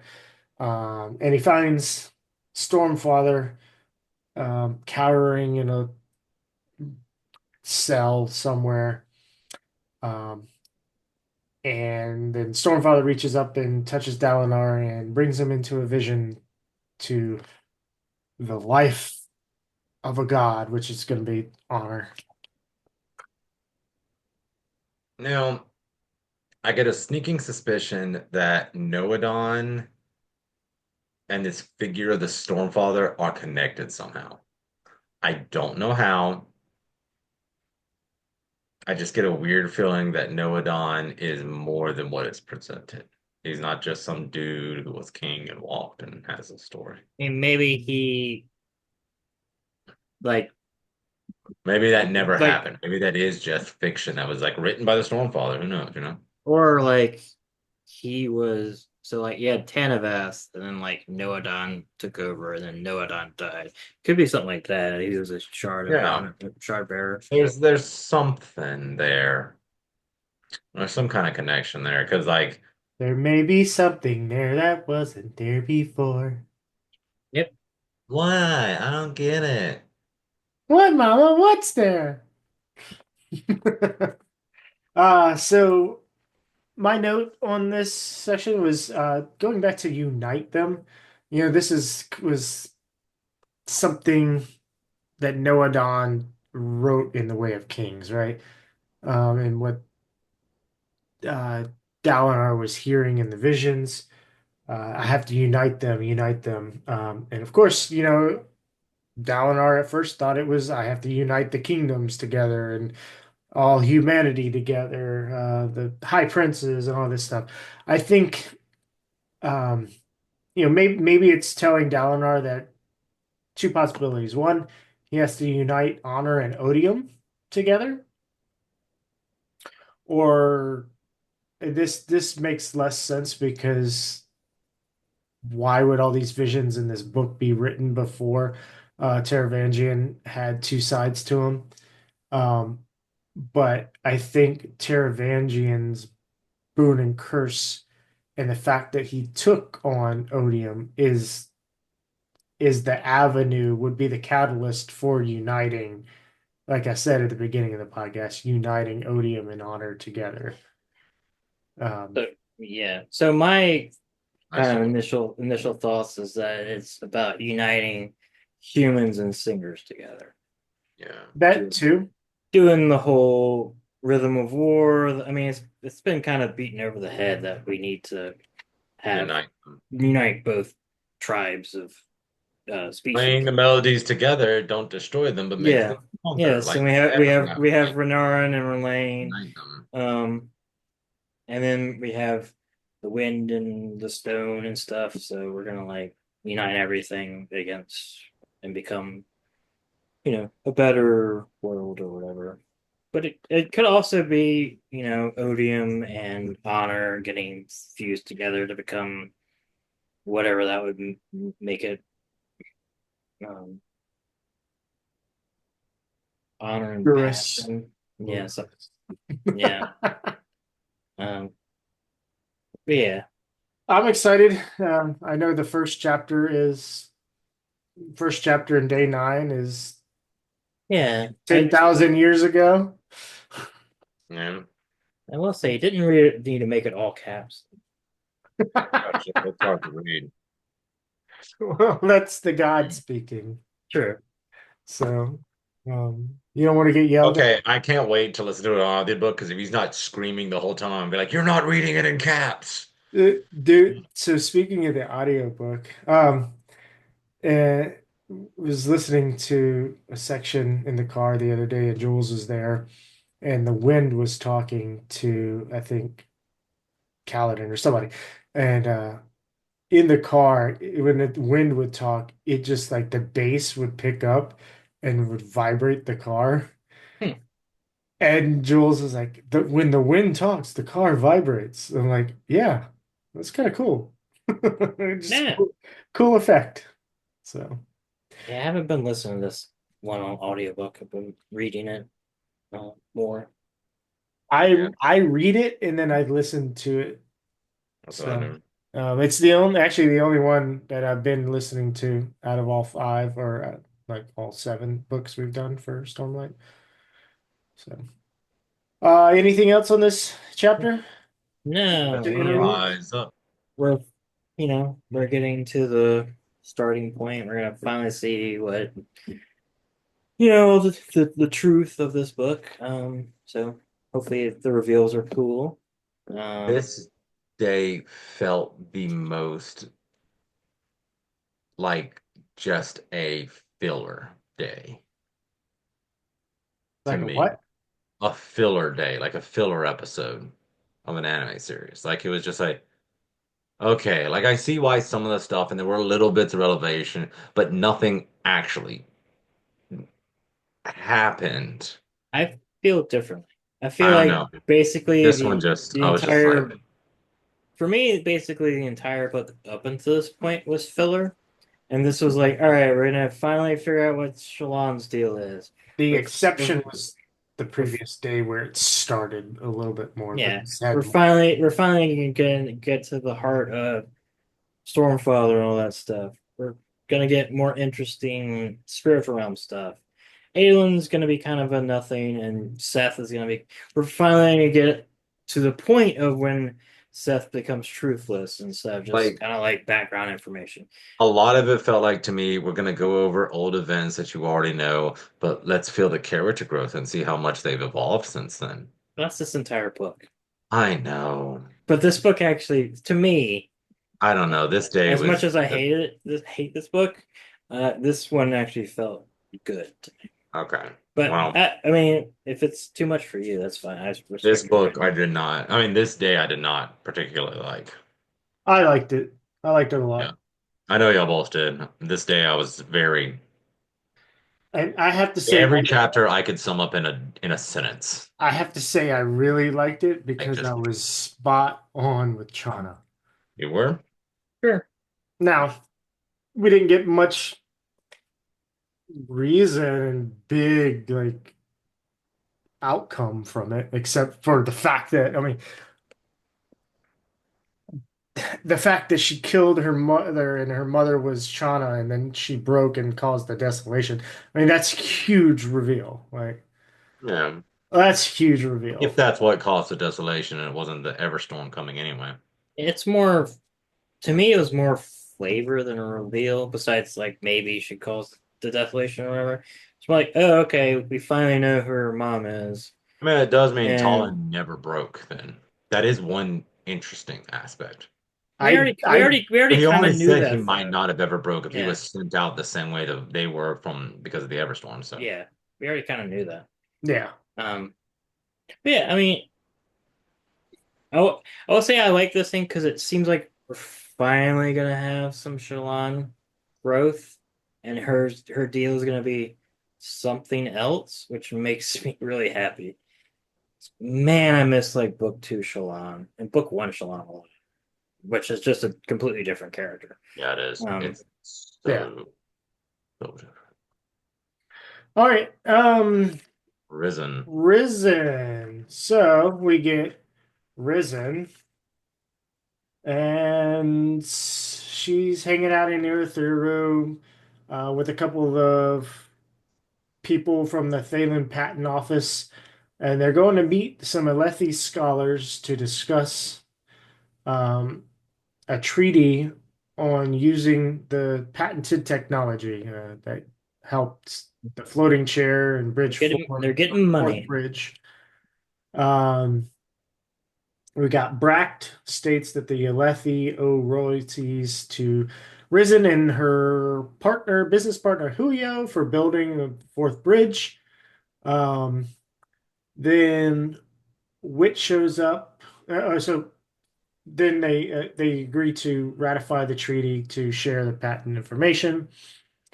Um, and they're going to go work on that. But Wit shows up as Dalinar, and then immediately Risen knew that it was not Dalinar, but somebody that held the shard, a Dawn shard, sorry.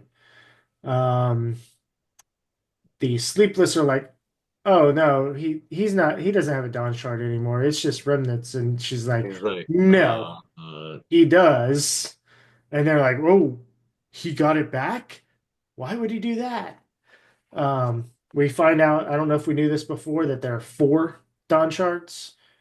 Um, but now we know there are definitely four, and they should not be in the same room together, much less on this, like, they shouldn't even be on the same planet. like, what's the proximity? Yeah. Yeah. Because they start pulling into each other, vibrating the room. The sleepless are unable to stay connected. Together. They become just a pile of crumlings. Uh, Cheery Cheery is not happy. She's kind of in pain. And then Wit basically is like, no, and everything stops, which is seems pretty powerful. Um, then Wit's like, all right, I'm leaving now, and I assure you we will never, ever, ever meet again. Um, and then the Sleepless, they feel safe that Wit's not going to tell Odium, but they feel that as long as Wit knows where they are, that he's going to use this as Wit is wont to do with information. So tell nobody. Yes, to tell nobody, and they have to move. Um, and then I believe, like I said before, Risen is deciding to build a spaceship and get off world because It she's could be something that just travels to Shadesmar, I thought it was Shadesmar teleportation but it could be. because I think it's a Especially, I don't think it personally works. I think it'd be kind of dumb. Honestly, I think it would be a little jumping the shark just because it.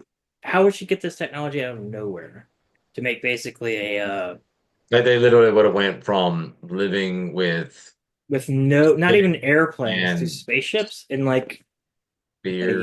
a year? Like I don't know. Yeah, I think it's more like more realistically she can teleport to like Shades. And then like we're gonna have some fun stuff. It would Well, I be mean, cool. there are world hoppers, and we don't know.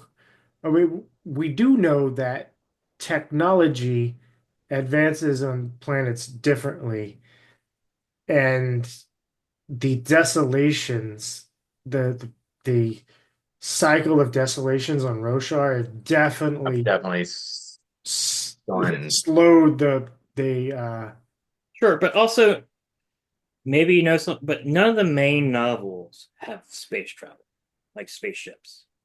Mistborn doesn't. This doesn't. Maybe Elantris. I don't remember any of those other ones. But like the main ones that have multiple books in the series don't have space travel Yeah. that I know of. Maybe they will eventually. So uh, maybe.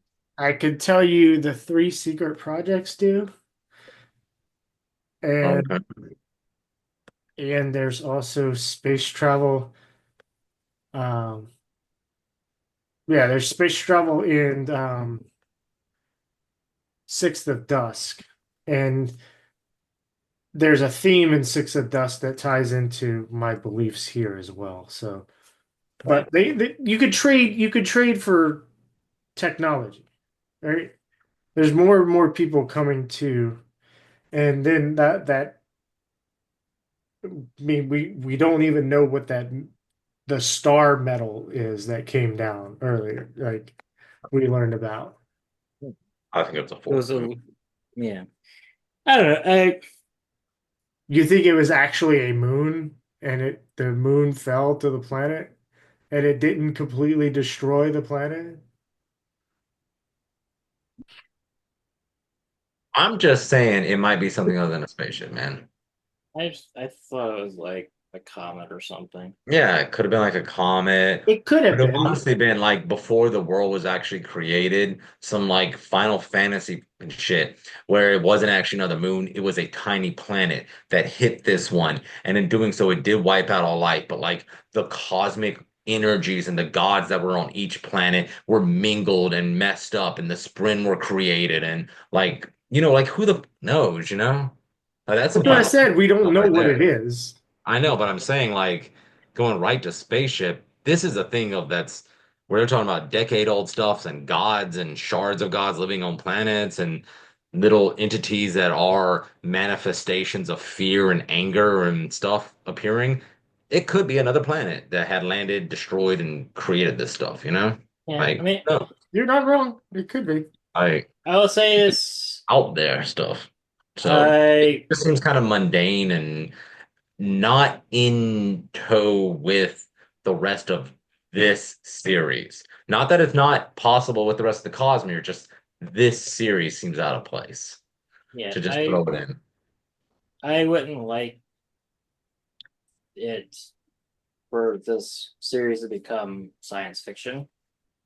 I like it I'll as a say it would fan be very different compared to the as a first two books. I like it as a fantasy novel and not as science fiction. So if it happens, I probably won't like it, but we'll see.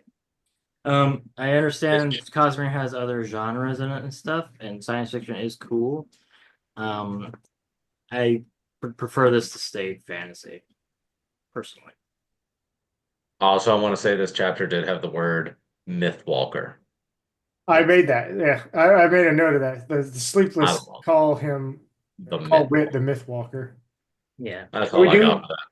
so we do also know that being a Dawn Shard gives you life sense, which you can ability to feel living things, It gives you all the colors. perfect You have a thousand perfect breaths. pitch, and perfect like color sense. So like essentially, I think the 10th heightening, if we're talking about Warbreaker Mhm. stuff.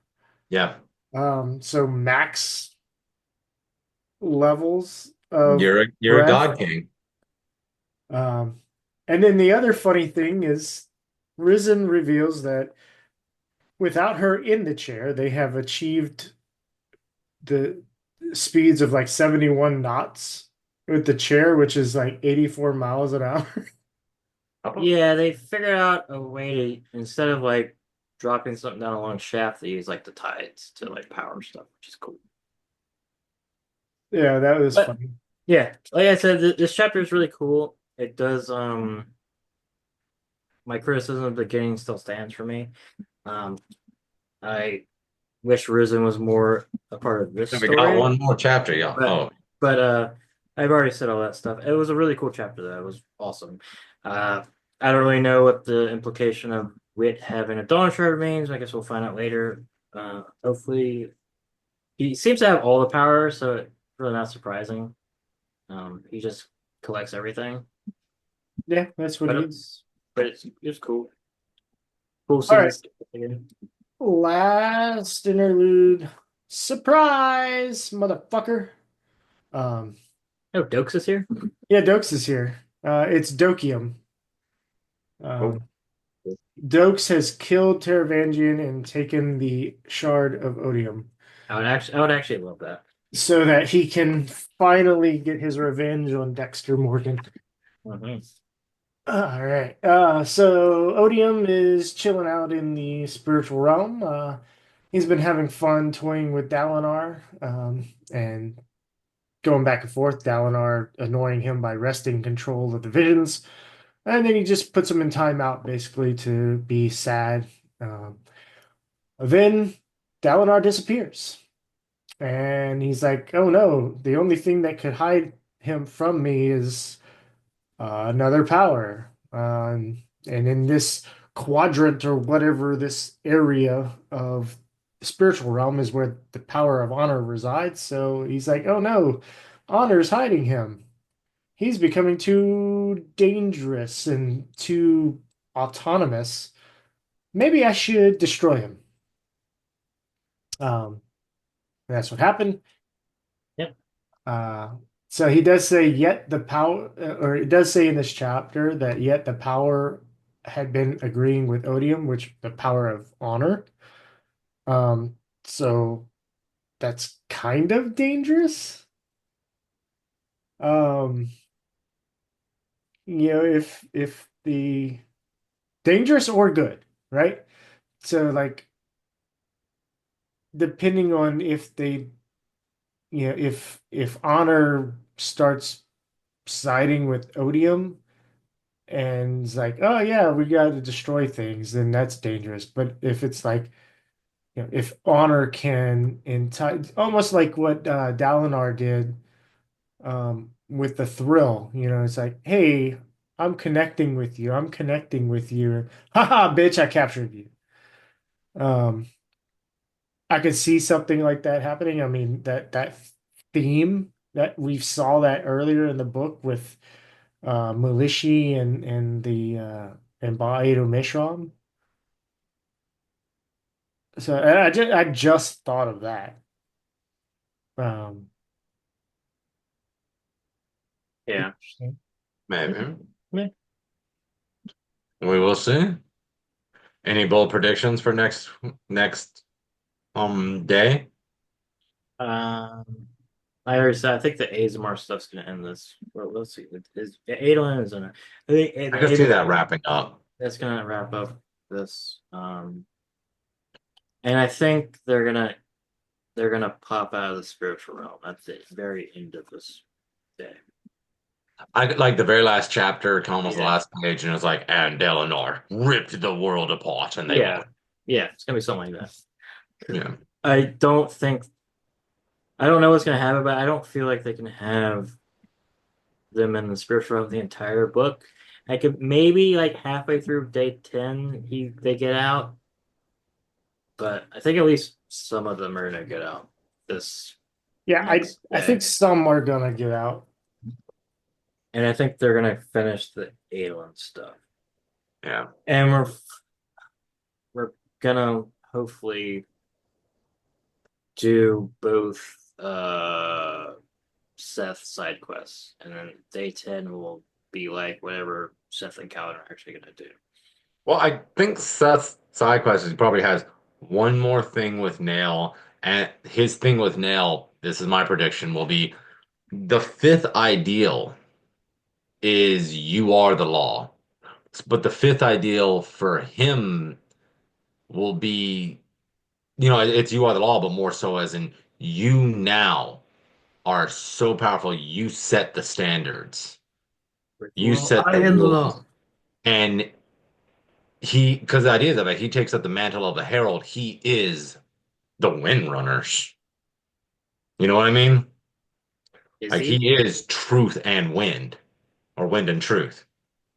Is he?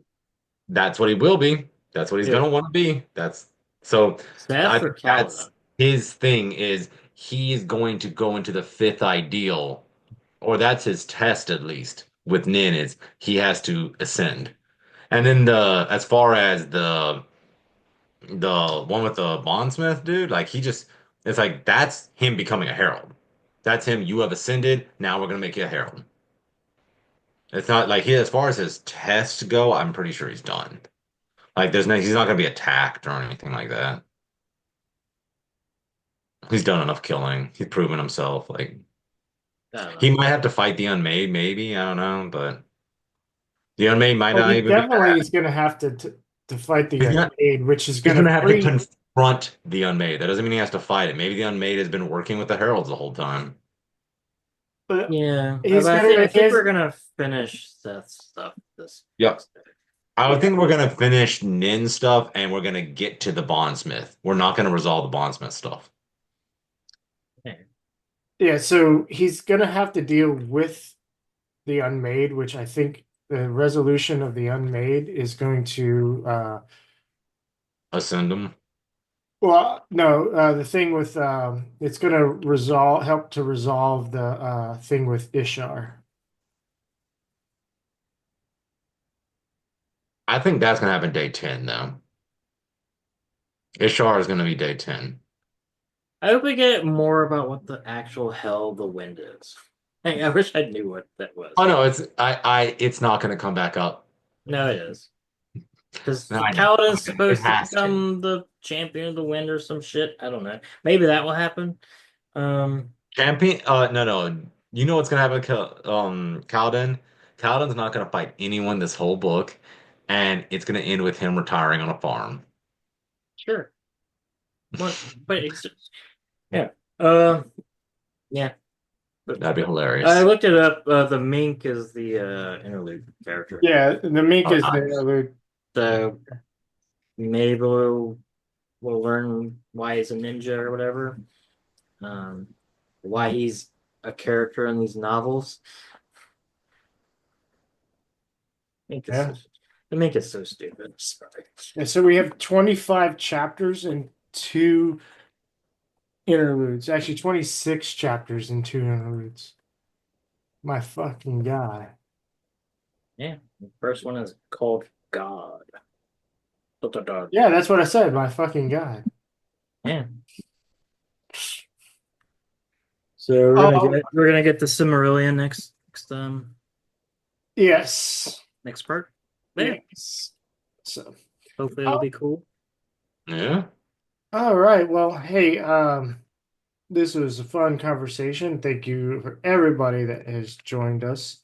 I'm ready for day 9.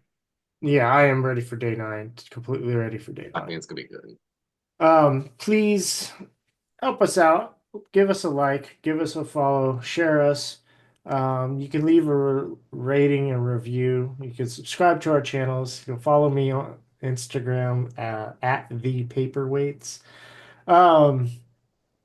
Engage in conversation. Any of these things does help us get out and be seen by more people like you and me and Chris and Justin and you know all that. So if you like Oh, to hear people talk about books that you like to read, then then yeah, we will continue. We would like to continue doing this and have more people do that as well. Oh, I just got new bookshelves, and I know it's a thing on the internet to do like bookshelf tours, so I might record something like that once it gets all uh, put in together. So, because like for some reason people love looking at people's bookshelves and what books they have and stuff. So I might do that since I'm organizing stuff. I found I have like extra copies of like 5 Wheel of Time books, which is really funny. So I might do that. I don't know. See if I have time.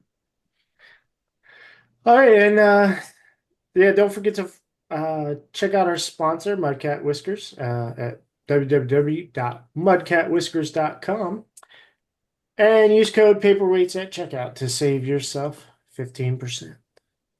And we will see y'all back next week. Yeah.